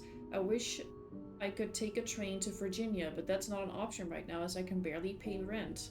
I guess I will have to find a job. As a kid, I dreamt of being an actor, a Hollywood star. I know it's a foolish dream, but what else can I do? What am I good at all? What am I good at, sorry. I've tried getting some odd jobs already, but employers turn me down as soon as they learn where I've spent the last 10 years of my life. If it continues like this, I'll probably end up on the street like so many of my army buddies. Why am I even telling you all this? After reading your books and getting to know you through them, I tend to forget I'm only a stranger to you. I hope you don't mind. You seem to be a good listener. and I've been feeling rather lonely ever since I left the hospital. Anyway, please tell me more about your life, and do not hesitate to write long letters. I must have read your previous one 1,000 times already, Paul. That's really creepy. That's really creepy. An advance on my salary. So Marcella hired you. Thank you But for the what hydrate. for?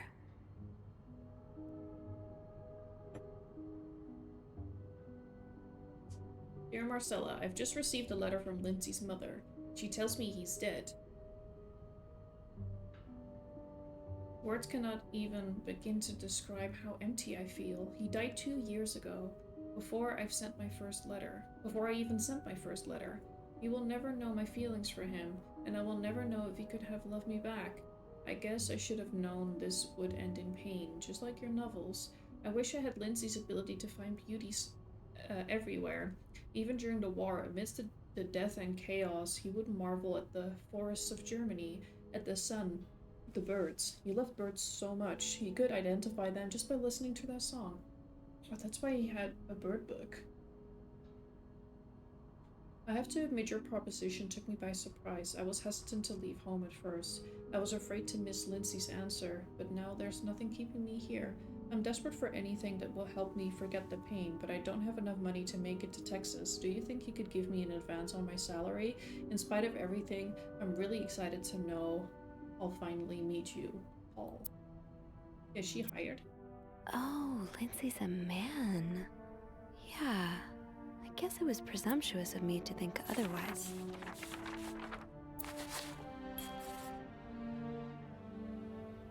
So, let me get this straight. Mrs. Beaumont and Mrs. Cruz are some kind of star-crossed lovers? Seems like it, yeah. But I'm not sure whether they chose to meet here just to reconnect for a few days, or if there's something more to it. Well, I may be able to help with that. Really? How? Oh, some mail arrived earlier for Mrs. Beaumont. I wonder what's in it. We could open it. I mean, that's kinda illegal. Oh, is it? Yeah, I think it is. Well, too late. I've always known I would end up in prison one day. So? It's 3 train tickets. And, there's a tourism pamphlet for California. California? Well, it makes sense. It's much more progressive there than it is here.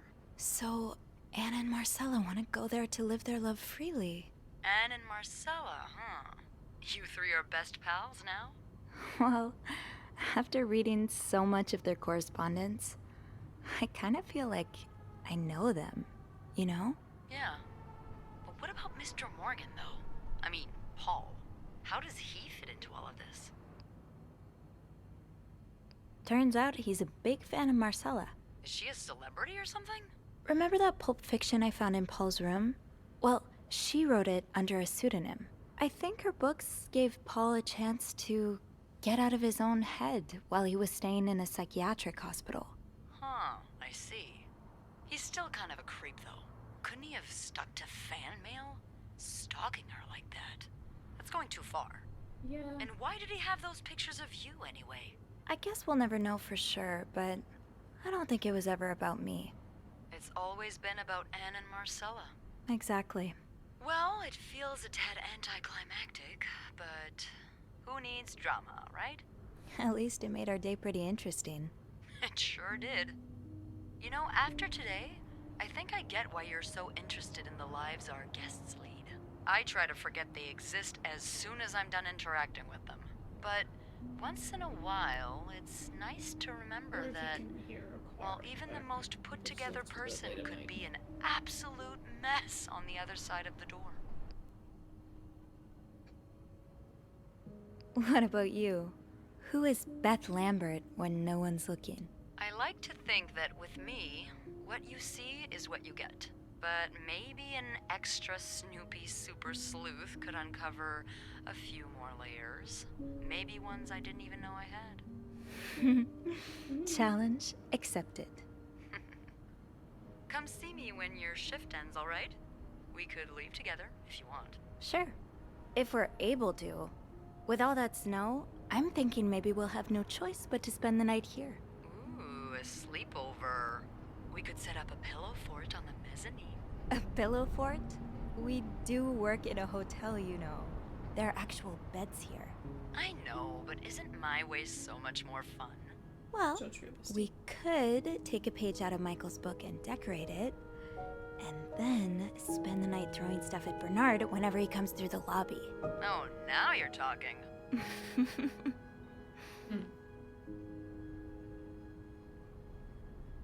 I just have to finish my tasks for the day, and then I can leave. Alright. I should probably get rid of these, right? Maybe they'll be back. So, maybe not.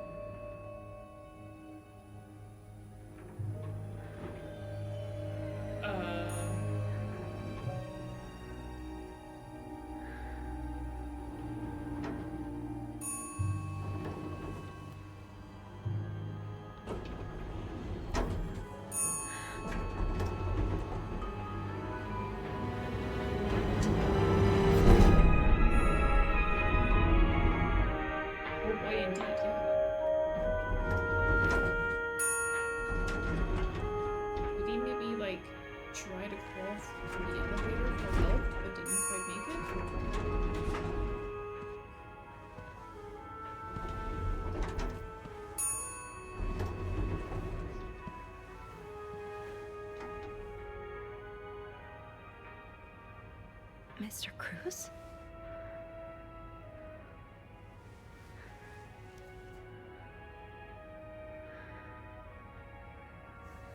Mr. Cruz.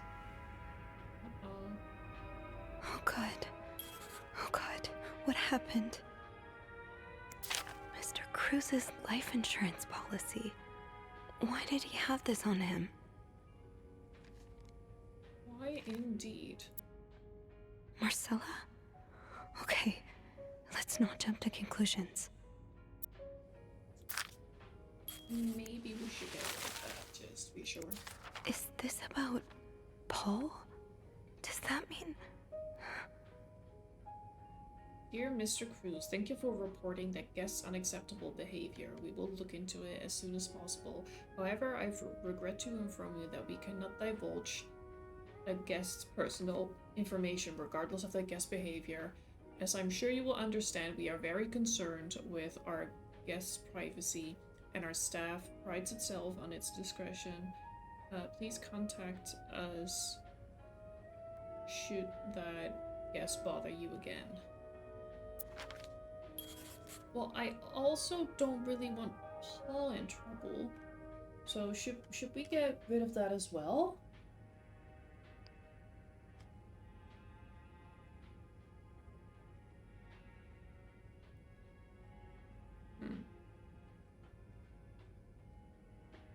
There isn't anything else on him from the looks of it. Should we get rid of that note as well? Why is he holding that note though?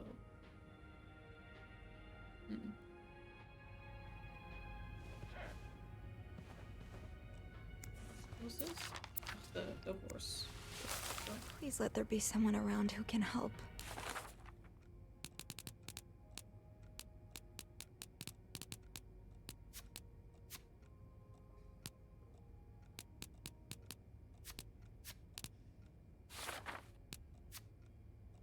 All's well that ends well. After looking inside Marcella's typewriter case, I think everything's falling into place. There are a few lingering questions, but I think this is as far as the story goes, for now. Anne and Marcella arranged to be here at the same time so that they could rekindle their relationship they started when they were in college. I really feel for them after spending the day learning their story. I hope it has a happy ending. What on earth happened? I was on the 5th floor and heard the elevator door ringing repeatedly. So I went to check it out. I found Hector's body between the elevator doors, lying in a pool of blood. I checked his pulse and couldn't feel anything. On his person were 2 pieces of paper, a letter from Bernard and a copy of Hector's life insurance policy. My head is swirling with questions. What does this all mean? How did this happen? Who could have done this to Hector? If this was in fact someone else's doing. Oh. I have to get the power back on. And then the lights went out, as if the situation isn't ominous enough. I need to get the power running again, and then I'll figure out what to do about poor Hector. I may as well try fiddling with the fuse box in the janitor's closet. But I want to check here first.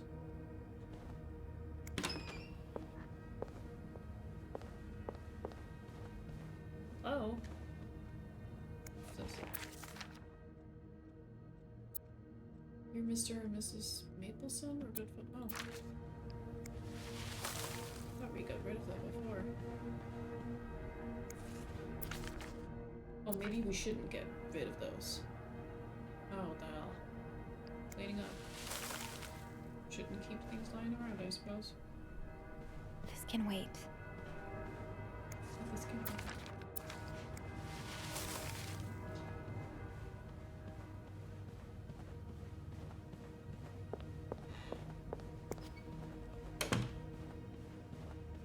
Hello? Is anyone in? Hello? I need help. Hello? Is anyone in?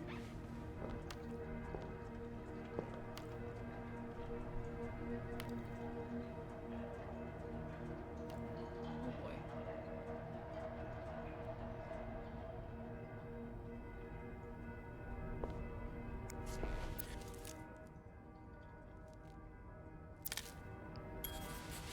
I can get rid of that.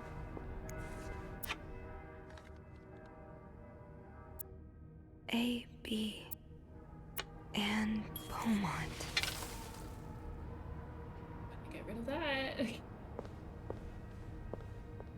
Keep my girls safe. I can't open that one. Okay. Should I hold on to this, maybe? Should you? The fuse box.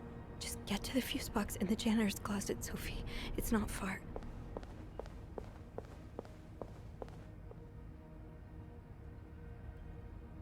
Can't reach those documents yet.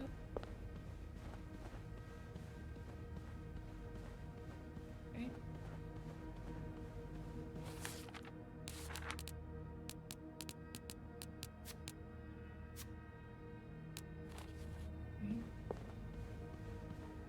Okay, spooky.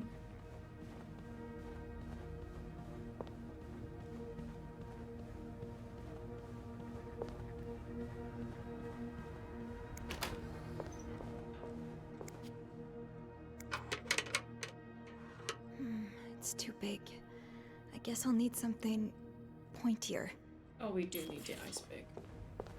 Think, Sophie, think. What can you use to open the fuse box?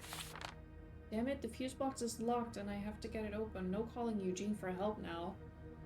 What could I use to pry it open? There must be something on the 5th floor. We got so much clutter around. I'm sure I'll find something if I go looking. Also, since we probably have to call the police, I'm gonna get rid of some stuff for their safety. In case they snoop around stuff, you know? I'm gonna get rid of those two. What's this letter again?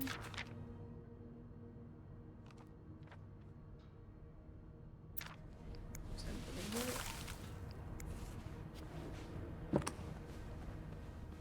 here. Surely the police is gonna come over, right?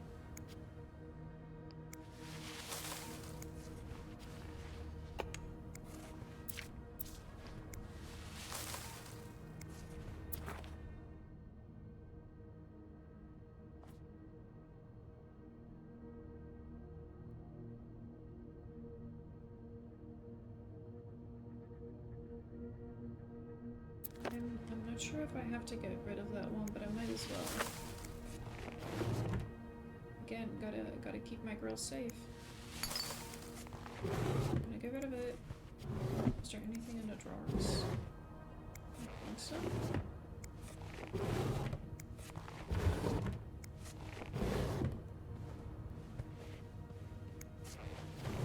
I forgot.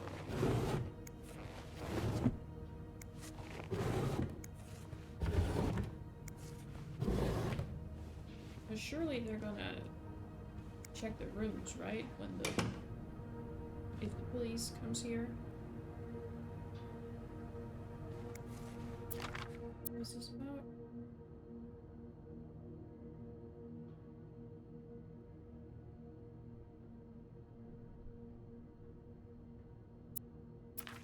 I'm just gonna get rid of it. The picture, like, we know that they're married, but I'll just get rid of everything. How about that? I don't think we need to get rid of that per se. Oh! Thank you for the toot, Lucy. Welcome in, hope you're well. These are just expenses, yes. You came in at a great time.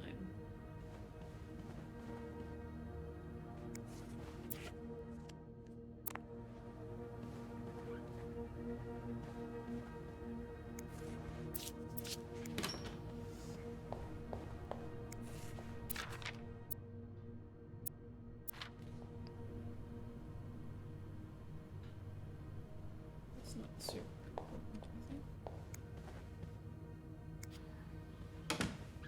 Okay. I think that's fine for that one. Now I'm gonna go over this one. I'm gonna get rid of all of these.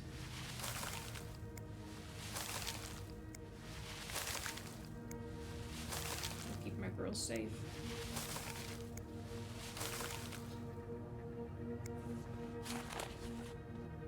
Wait, there's still one more thing. Picture of them together. Did I get rid of that too? I guess so. Okay. Now close it. Okay, close this.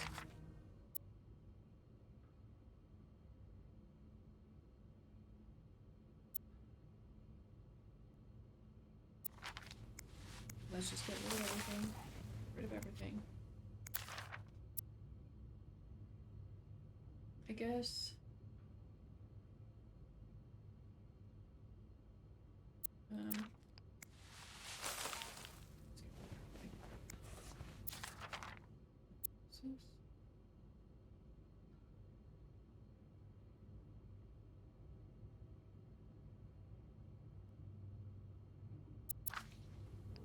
That's just for getting my homicide.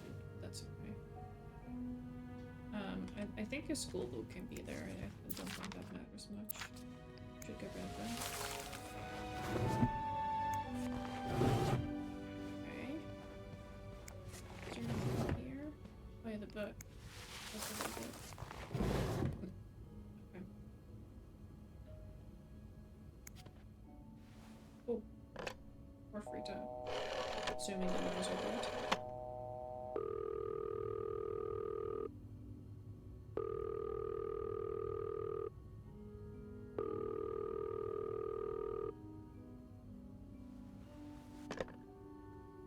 Wait, nobody's answering. No answer. Beth must be busy trying to restore the power in the lobby. Should we? I mean, no need, I think, to get rid of the collar. Should get rid of picture probably. That's an empty picture frame, so might as well get rid of it. I don't think we have to get rid of the cereal, but then I don't know. There are more pressing matters right now, Sophie. Sure, but this can wait. okay, if you say so.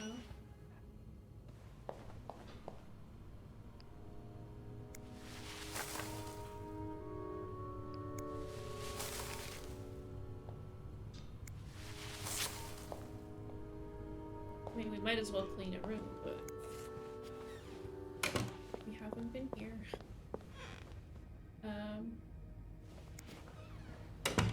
Okay, so get the ice pick, I guess.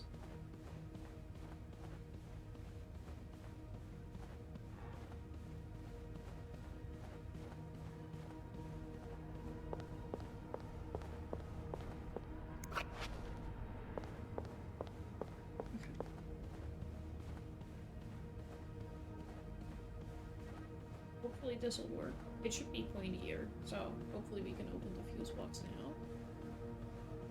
Let's see.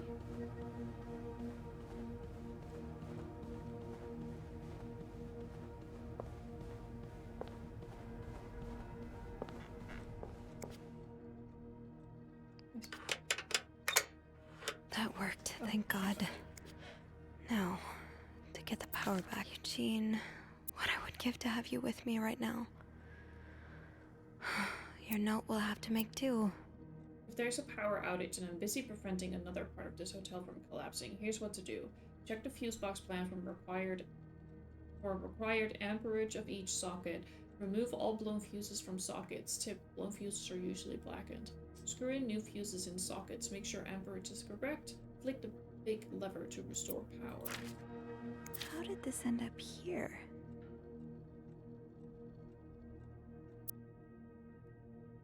Not much use without the rest of the code.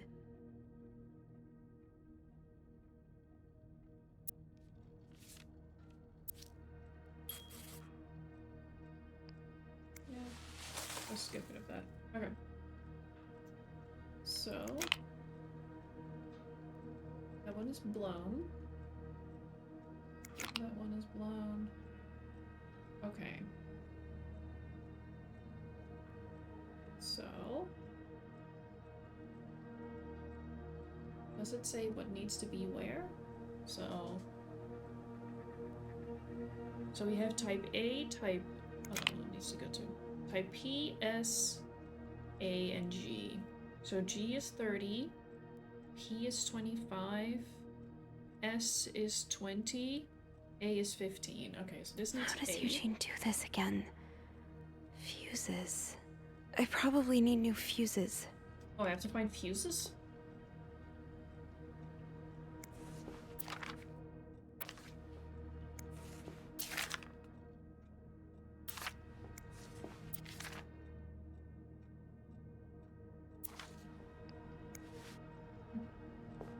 Yes, this is what I need. I need 3 fuses though, right? Oh, there we are. Okay, so type A there.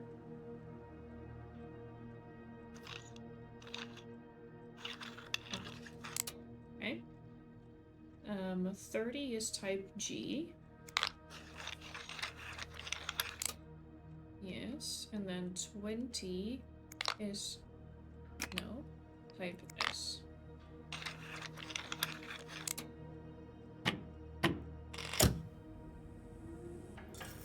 There we are.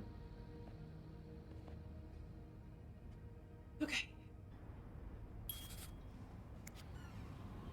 Amateur electrician, you restored the power on the 5th floor. We did that. Okay, maybe we can interact with Mr. Cruz. Maybe we can now, wait. I want to check if I can get rid of the cups later. Power's back. Now, I should go down to the lobby. Call the police.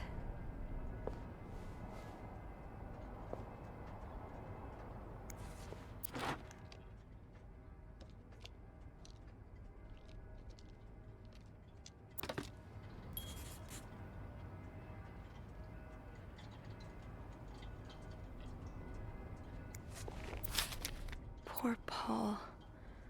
Lindsay's death really hit him hard. He hasn't been in the best headspace. Montreal's much bigger than I expected. Big cities always make me feel lonely, and that feeling was only exacerbated or whatever. How do you say it?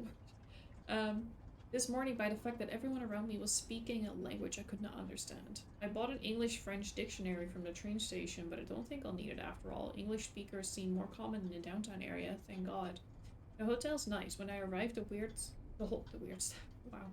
whole staff was busy getting ready for some big event. It wasn't until I saw Marcella enter the lobby with a flower bouquet that I realized today is Valentine's Day.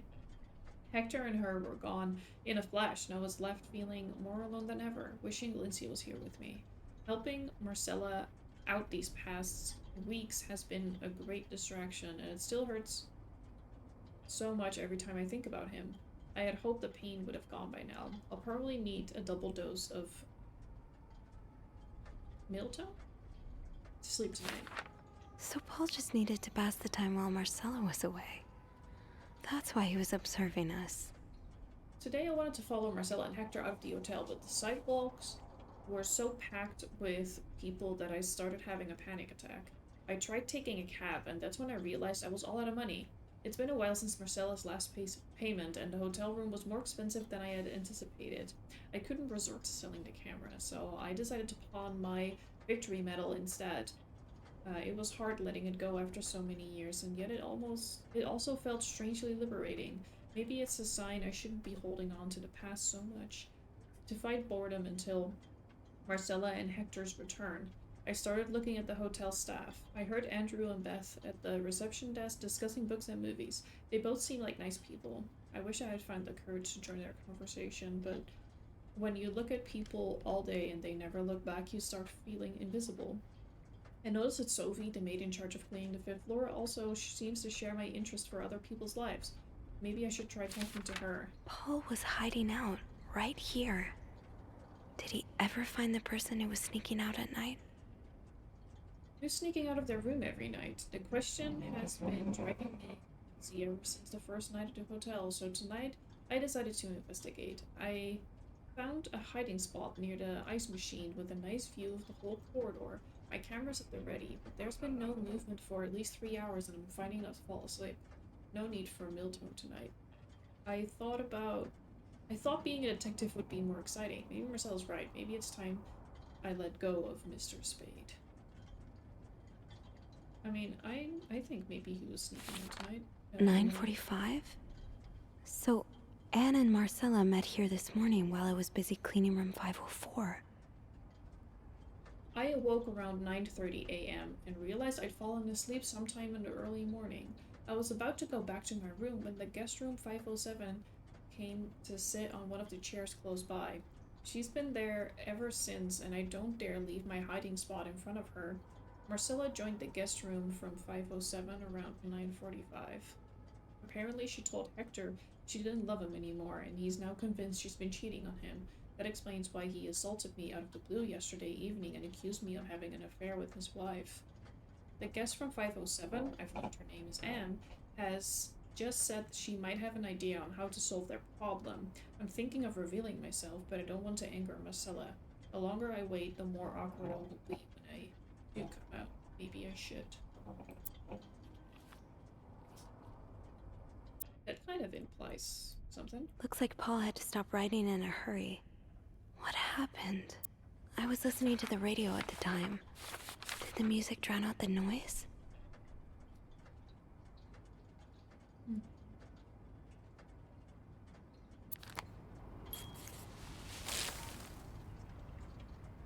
There is something else there, but I don't want to step into the blood, you know?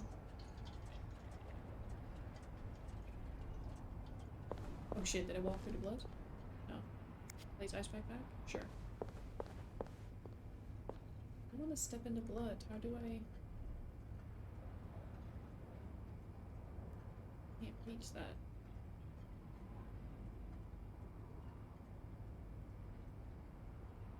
How close do I have to be?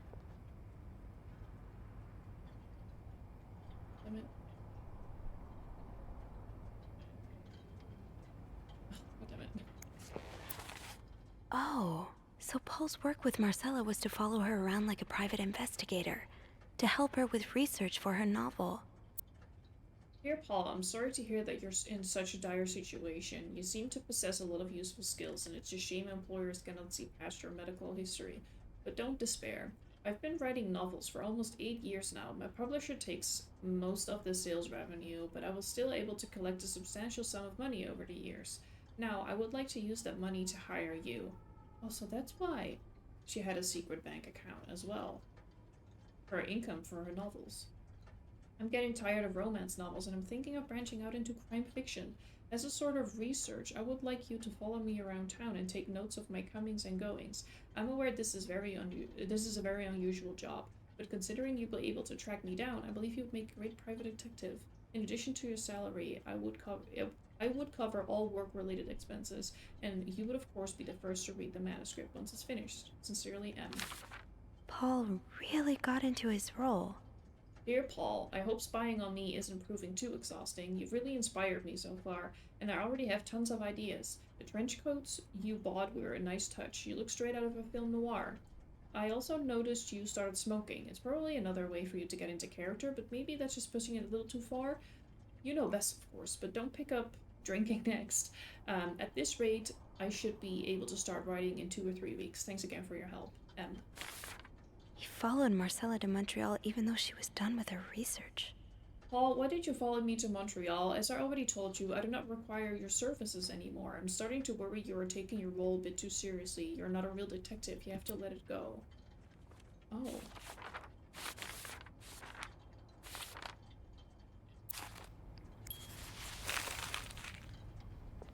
Wait. Uh-oh.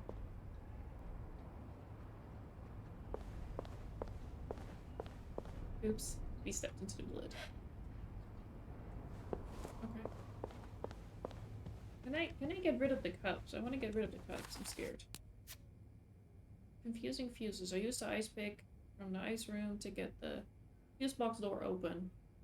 But I should have guessed my work wouldn't end there. Why couldn't there just be a switch labeled power that I could flip? Some of the fuses on the panel have blown, so replacing those should be the first thing I do. Thank God Eugene left detailed instructions on the inside of the fuse box. It's helpful in a way. Having a task to focus on will keep my thoughts away from Hector. I've never been more grateful for electricity. The light from the window in the janitor's closet was enough for me to see what I was doing with the fuse box. And it occurred to me that had it been any later in the day, I would have been up the creek without a paddle.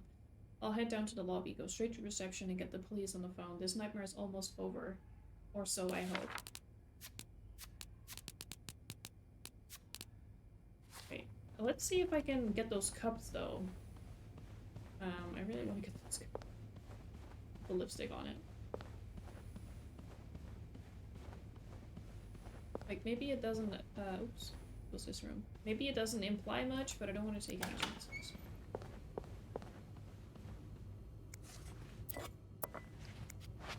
Nice. Nice. Putting them on the cart, they won't know which one is which. Okay. I've been holding on to those towels forever.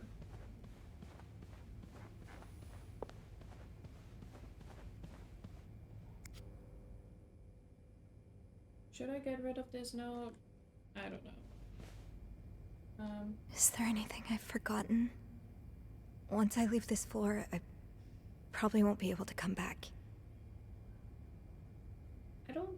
I think we got rid of the more important things, so let's hope everything is alright. I'm sorry. I just want my girls to be safe. I'm sorry. I'm so sorry. Oh, this must be awful.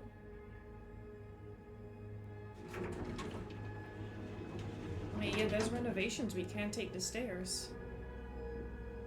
Those are all blocked.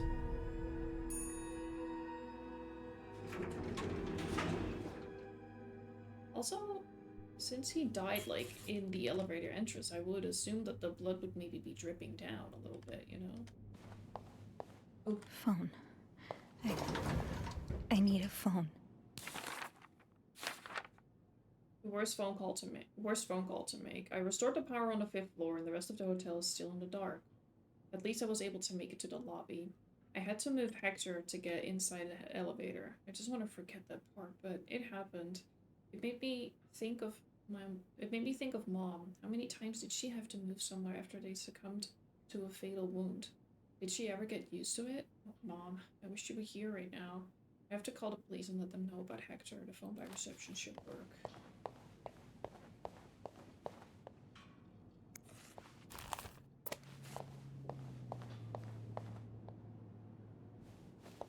Right.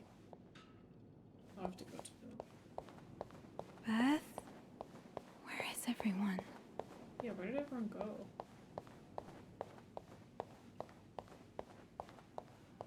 Bernard? Anybody down here?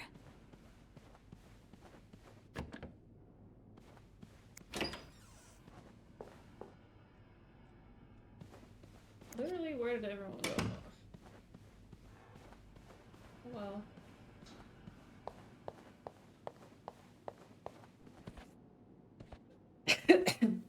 Okay, this is it, I guess.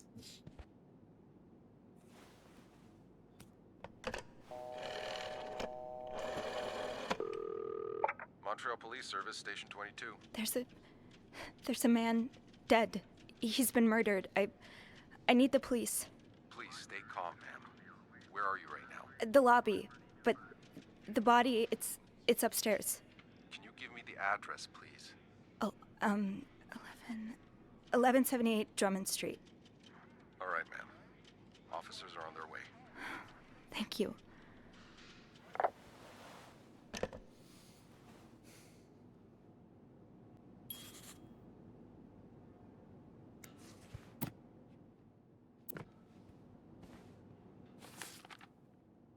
Police are on their way. I think that's the most I can do right now.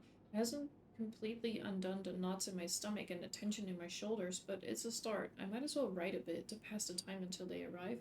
I don't know what'll happen next. If my hunch is correct and Hector was indeed murdered, I suppose the police's main priority will be to determine who did it. I'm probably going to have to answer some questions, aren't I?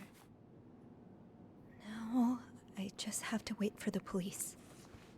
So Anne and Marcella really are planning to run off together. Was what happened to Hector part of their plan? I kind of don't wanna... Is this the brochure Beth was talking about? The one that came in the mail for Anne? See, now I'm really torn, because should I get rid of these? Because they know where they'll be going then, right? I think I should get rid of this.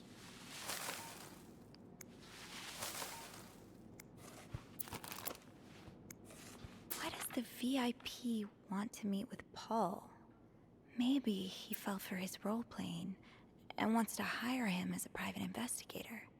To all reception staff, discard previous instructions. Our prestigious guest has expressed a desire to meet the guest from room 505. I cannot fathom what such an illustrious man wants from such a freak, but if you see him, please direct him towards my office. Bernard really wants Paul out of the hotel. To all reception staff, I've heard more reports on the guest from room 505 and his strange behavior, following people around, spying on guests, etc. As you're all aware, we have a very prestigious guest in room 602. And I would hate for his stay at our distinguished establishment to be tarnished because of some other undesirable guests. Inform the guest in 505 that he must vacate his room as soon as possible. Invent an excuse if you have to. Also note that from now on, or if you can pay, you can stay policy no longer applies. Guests who do not fit the hotel's new elevated standards should be denied a room. Thank you.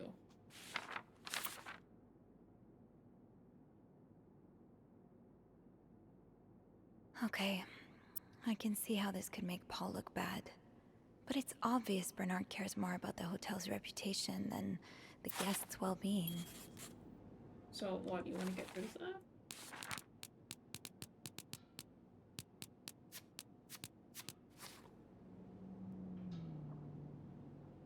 I mean, I guess they should kind of know if there's complaints about him. But everything I can do, I guess.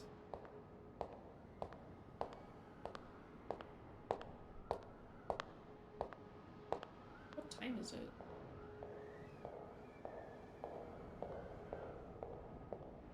Oh, hey you. Great timing, right? I'm thinking if we're lucky, Bernard will let us go home. No point in working in the dark. Sophie? Bean, you're not scared of the dark, are you? Hey, is everything okay? I found Mr. Cruz. Hector. Oh, you did? What was the bloke up to? You don't understand. I found his body. He's dead, Beth. Oh, merde. Merde. Sit down, okay? You look like you're about to faint. Poor Sophie.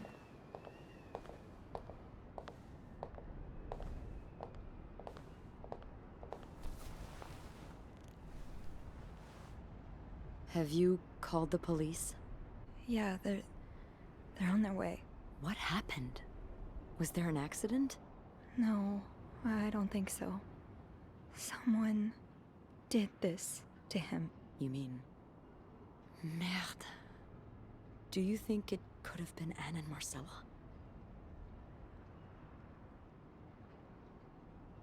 I mean, it's hard to know because we found a cigarette case with Anne's initials on it and a pearl necklace, which is not typical for a man to wear. I found something on Hector that would point to that. Yes. Wait, so you touched the body? The dead body? I mean, yes, kind of. Sophie, rule number 1 when stumbling upon a dead body. Do not touch. Could really get you in trouble. So, what did you find? There was this letter that made it sound like Marcella would get a lot of money from her husband's death. Ugh. Throw the affair into the mix and you get a pretty good motive. That's what I'm thinking. I'm probably going to hell for saying this. Who am I kidding? I'm going to hell anyway. But I can't really blame her if she did it. Yeah. Not being able to be with the person you love must be so heartbreaking. I can understand wanting to find a way to escape. You can? I mean, I can't excuse murder, but I understand. I'm glad you do. You know, I've been with a woman before. Ziva Rivers. She's a photographer in New York. We were together for a while, and I was so in love. It was like a fire rain couldn't put out. I guess like anything that intense, it wasn't meant to last. But while it lasted, I was the happiest I've ever been. And if something had come between us, kept us apart, I would have done just about anything to be with her. Maybe that's what happened here with Anne and Marcella. Thank you. Thank you for trusting me with this. Maybe now you can understand why I care so much about you. I don't know if I'm feeling inspired by Anne and Marcella, or if it's the shock of being so close to an actual murder, but, I'd really like for us to be more than just friends, Sophie. It was hovering over, I'm not sure, but... Yeah. Me too. I like that too. That's... That's great. Oh. The police is here. Just be mindful of what you tell them, okay? Yeah, of course.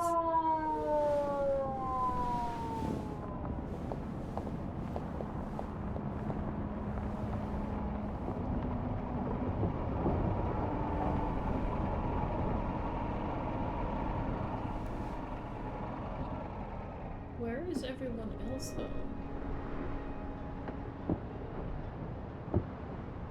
Is Mike... Miss Roy? Miss Roy? Miss Roy! Oh, sorry. I was distracted. Oh, and now we're I back really at the need you start to of the game. focus right now. I don't want to be here all night, and I'm sure you don't either. No, Hey, Dick. no, I don't. So, as I was saying, we're trying to ascertain the circumstances of Mr. Cruz's death. Can you tell me how you came to find the body? I was cleaning room 509 when I heard the elevator bell ring. Again and again and again. I thought maybe a child was playing with the doors, so I went out in the corridor, and that's when I saw him. All the blood and... Why was the elevator bell ringing? I'm sorry? You said you heard the elevator bell ring. Why was it ringing? I assume it wasn't a child after all. Well, Mr. Cruz's body was preventing the doors from closing. Really? When we found the body, it wasn't that close to the doors. Oh, the stairs are blocked because of the renovations, so the elevator's the only way out of the 5th floor. I had no choice but to move the body. Just a little. Ah, so that explains the traces we found. Thank you for clearing that up. So, what did you do after that? Well, that's when the power cut.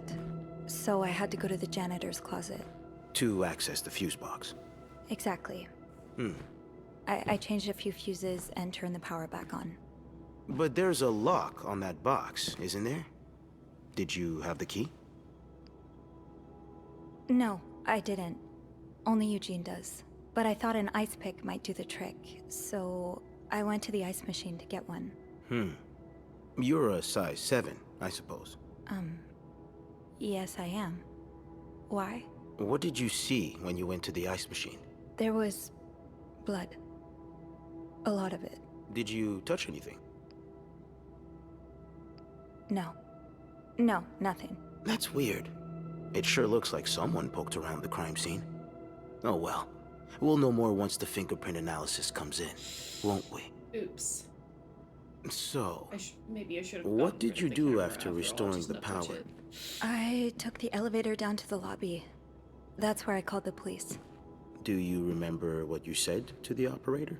The exact words. No, I'm afraid I don't. You said, there's a man dead. He's been murdered. That's possible. What makes you so sure it was murder? I just assumed. What with all the blood. I'm afraid I don't believe that, Miss Roy. It's more than an assumption, isn't it? I'm not sure I understand what you... I know you like going through your guests' personal belongings. Safes left wide open.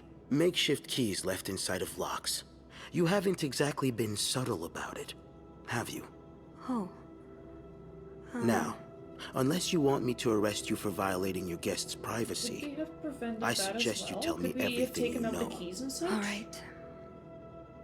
Let's start with the victim's wife, Marcella Could we have Cruz. done that? Apparently she left in quite a hurry this morning. What can you tell me about her? I don't really know anything. She just looks like a loving, caring wife. You wouldn't be trying to protect her, would you, Miss Roy? Because now's not the time for misplaced female solidarity. No. No, I'm not. Let's try something else then. Not at the time. We've but learned maybe, from one of like, your colleagues that the before victim we had a move forward, fight but I'm with a not guest 100% named sure. Mr. Spade. What can you tell me about him? I don't know much. Only that Saying shit. he seems nice. Nice. I wouldn't be so sure. Oh? We found out that Mr. Spade is fresh out of a madhouse. When we called the place, they painted quite the picture of him. Did you ever see him display odd behavior in or around the hotel? No. I mean, we've all got our little quirks, don't we? Did he seem obsessed with Mrs. Cruz? A little, maybe, but... Obsessed enough to kill her husband? No, nothing like that. We all have our obsessions. Me, for instance. I'm obsessed with celebrities and gossip magazines, and... You don't seem to understand, Miss Roy. Mr. Spade is not like you and me. He may look like us, but he's not. He's dangerous and needs to be taken off the streets. So tell me, Did you ever see him be violent or aggressive?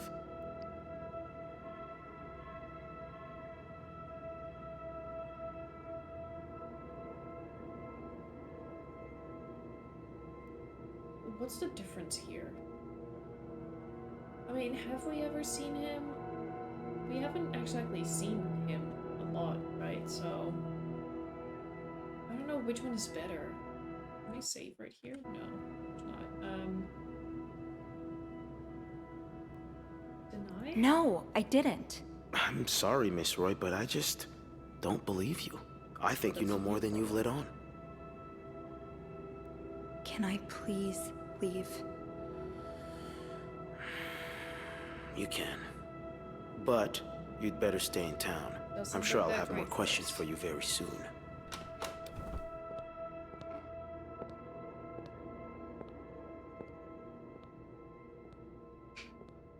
Yikes. I don't know if we could relock the safe.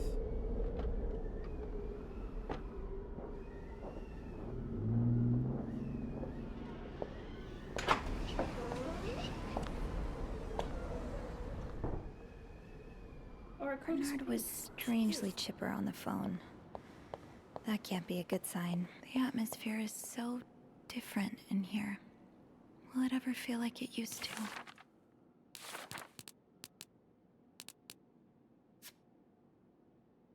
Maurice Tremblay is a detective lieutenant with the Montreal Police. He's about what one would expect from a detective. Stern, straight-faced, tired, and always carrying either a mug of coffee or a notebook.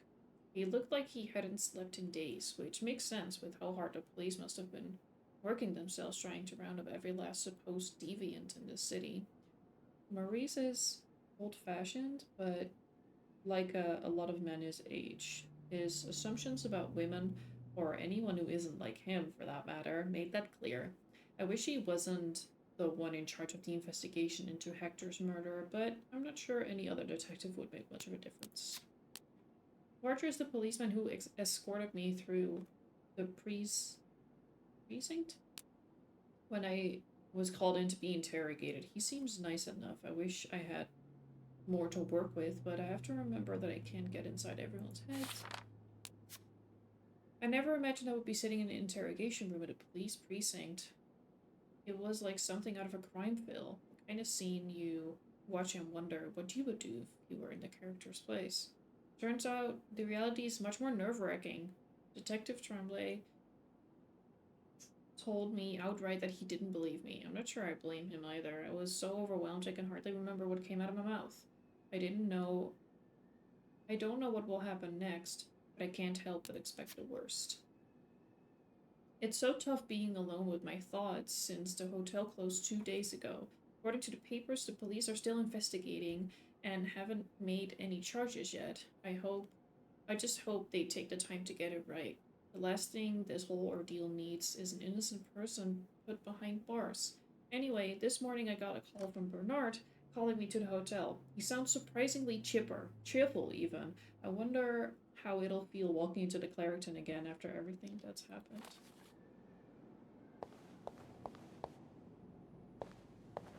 It'll probably be a while before the hotel reopens. Ugh, go to hell. Beth, Hey, are you okay? I'm out of a job. But other than that, yeah, everything's just peachy. What? No, I hope you're luckier than I am. Come join me when he's done with you, all right? I'll be questioning my life choices on the mezzanine. Yeah, okay. Uh-oh. So Beth is fired?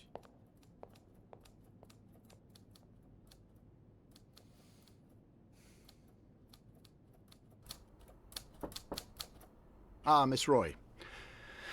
Come in.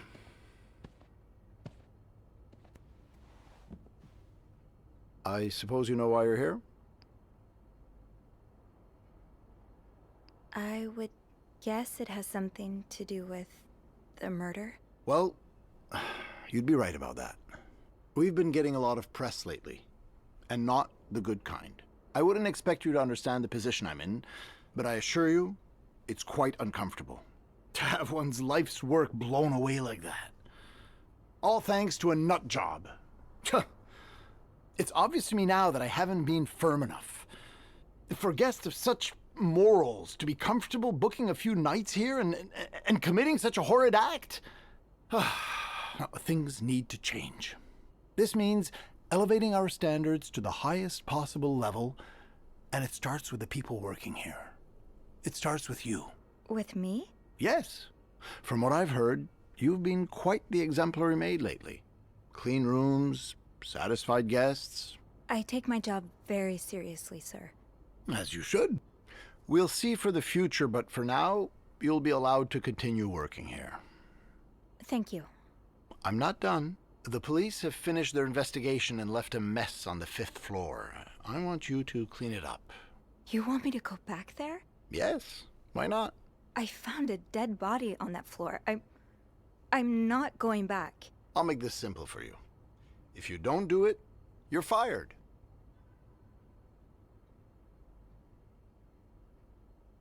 Oh. What should we do here? Should we say that we'll do it, or should we quit as well together with Beth? Because, like, on one hand, she's taking care of her sick mother, right? So she needs an income to take care of her and her mother.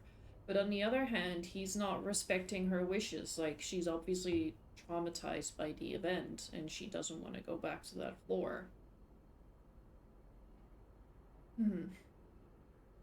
It's a tough situation to be in.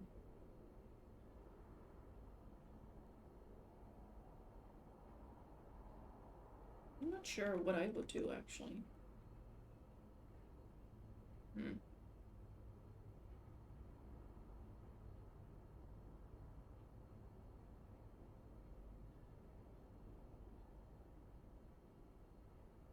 You know what? Then we're You quitting. can't fire me. Because I quit. Sure. I fire you, you quit. It's all the same to me. Just make sure to empty your locker before the end of the month. That'll be all.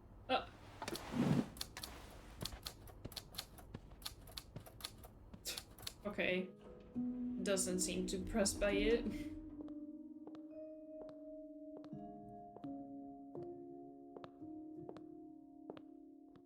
Hey. Hey. What a week. Yeah. So, what did Bernard want with you? Well, he was being kind of a jerk, so I quit. You what? I quit. I figured there was no point in staying if you were leaving. I appreciate the solidarity, but you really didn't have to do that.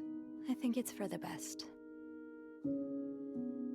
Did Bernard say why he was firing you? Ugh. He was going on and on about keeping deviants out of the hotel, so I may have lost my cool a little. A little? I told him I was one of those deviants he was so afraid of. He froze for a moment, then showed me the door.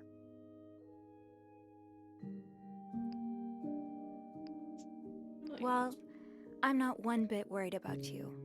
I know you'll be just fine. Yeah, I do have a cat-like ability to land on my feet. And think of all the good times you'll have away from Bernard. I'll miss annoying him. He turns into a particular shade of red that only I can get out of him. But no, you're right. It's time for new challenges. I could see myself owning my own establishment, one that caters to the right kind of crowd.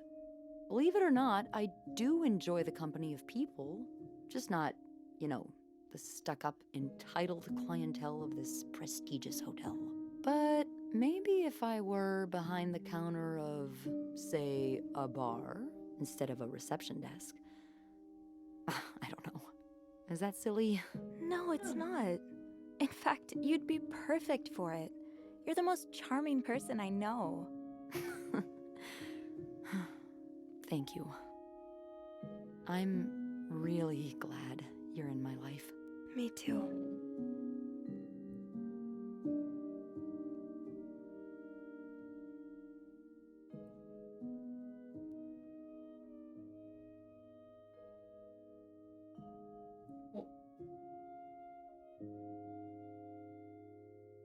think I'm gonna ask, can I kiss you now? Because I don't know if we'll get the chance later. Can I, kiss me? Yes. I thought you'd never ask.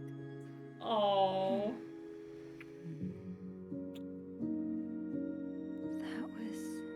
I know. Cute.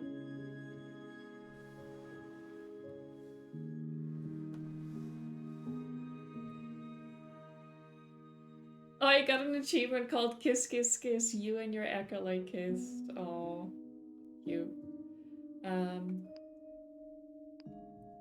I've been thinking about Anne and Marcella a lot. Okay, so Should maybe I we be could have done it in jealous? different order, but No, not in that way. I've been thinking about what they went through. How they had to lie and pretend. Day after day. How they had to live wonder someone how else's playthrough life with for Andrew 10 must be. years Yeah, before what they that could is like. finally be with I think each I'll do other. that too. I don't think I could do that. Well, I have good news for you, Bean. Times are changing. It's already started elsewhere, and it will get here eventually.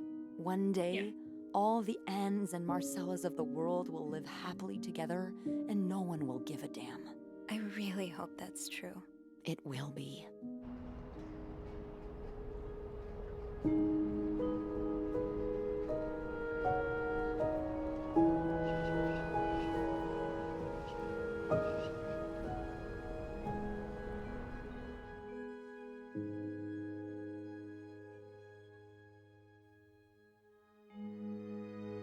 Time for the true ending, I guess, that we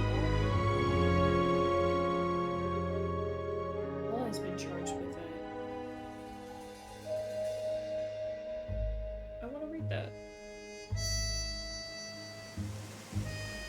You look so young there.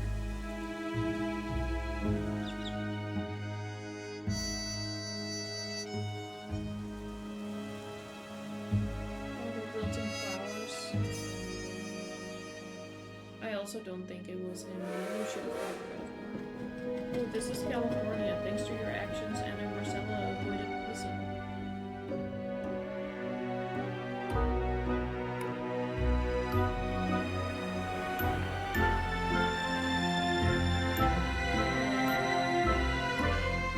At least they're together now.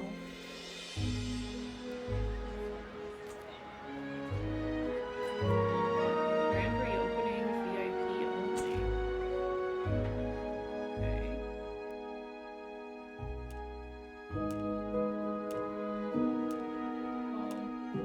Sophie's choice.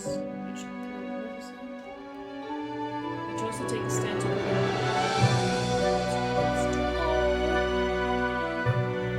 she has a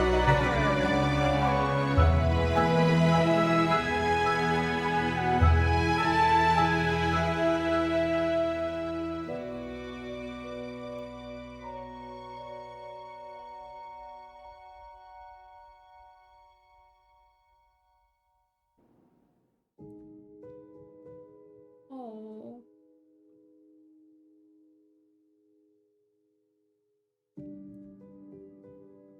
Poor Paul. Next time I would probably also get rid of all Paul's things, I guess, so he won't be charged, and then I'm curious about who will be charged. Worth it. So I guess even though they maybe found prints on other things, we're fine. Yeah, I'm really curious if I could like go back and close the save. That's even possible. Oh, I can't skip the credits. I guess that's... I liked it. I liked it. It was really fun snooping around and finding out more details.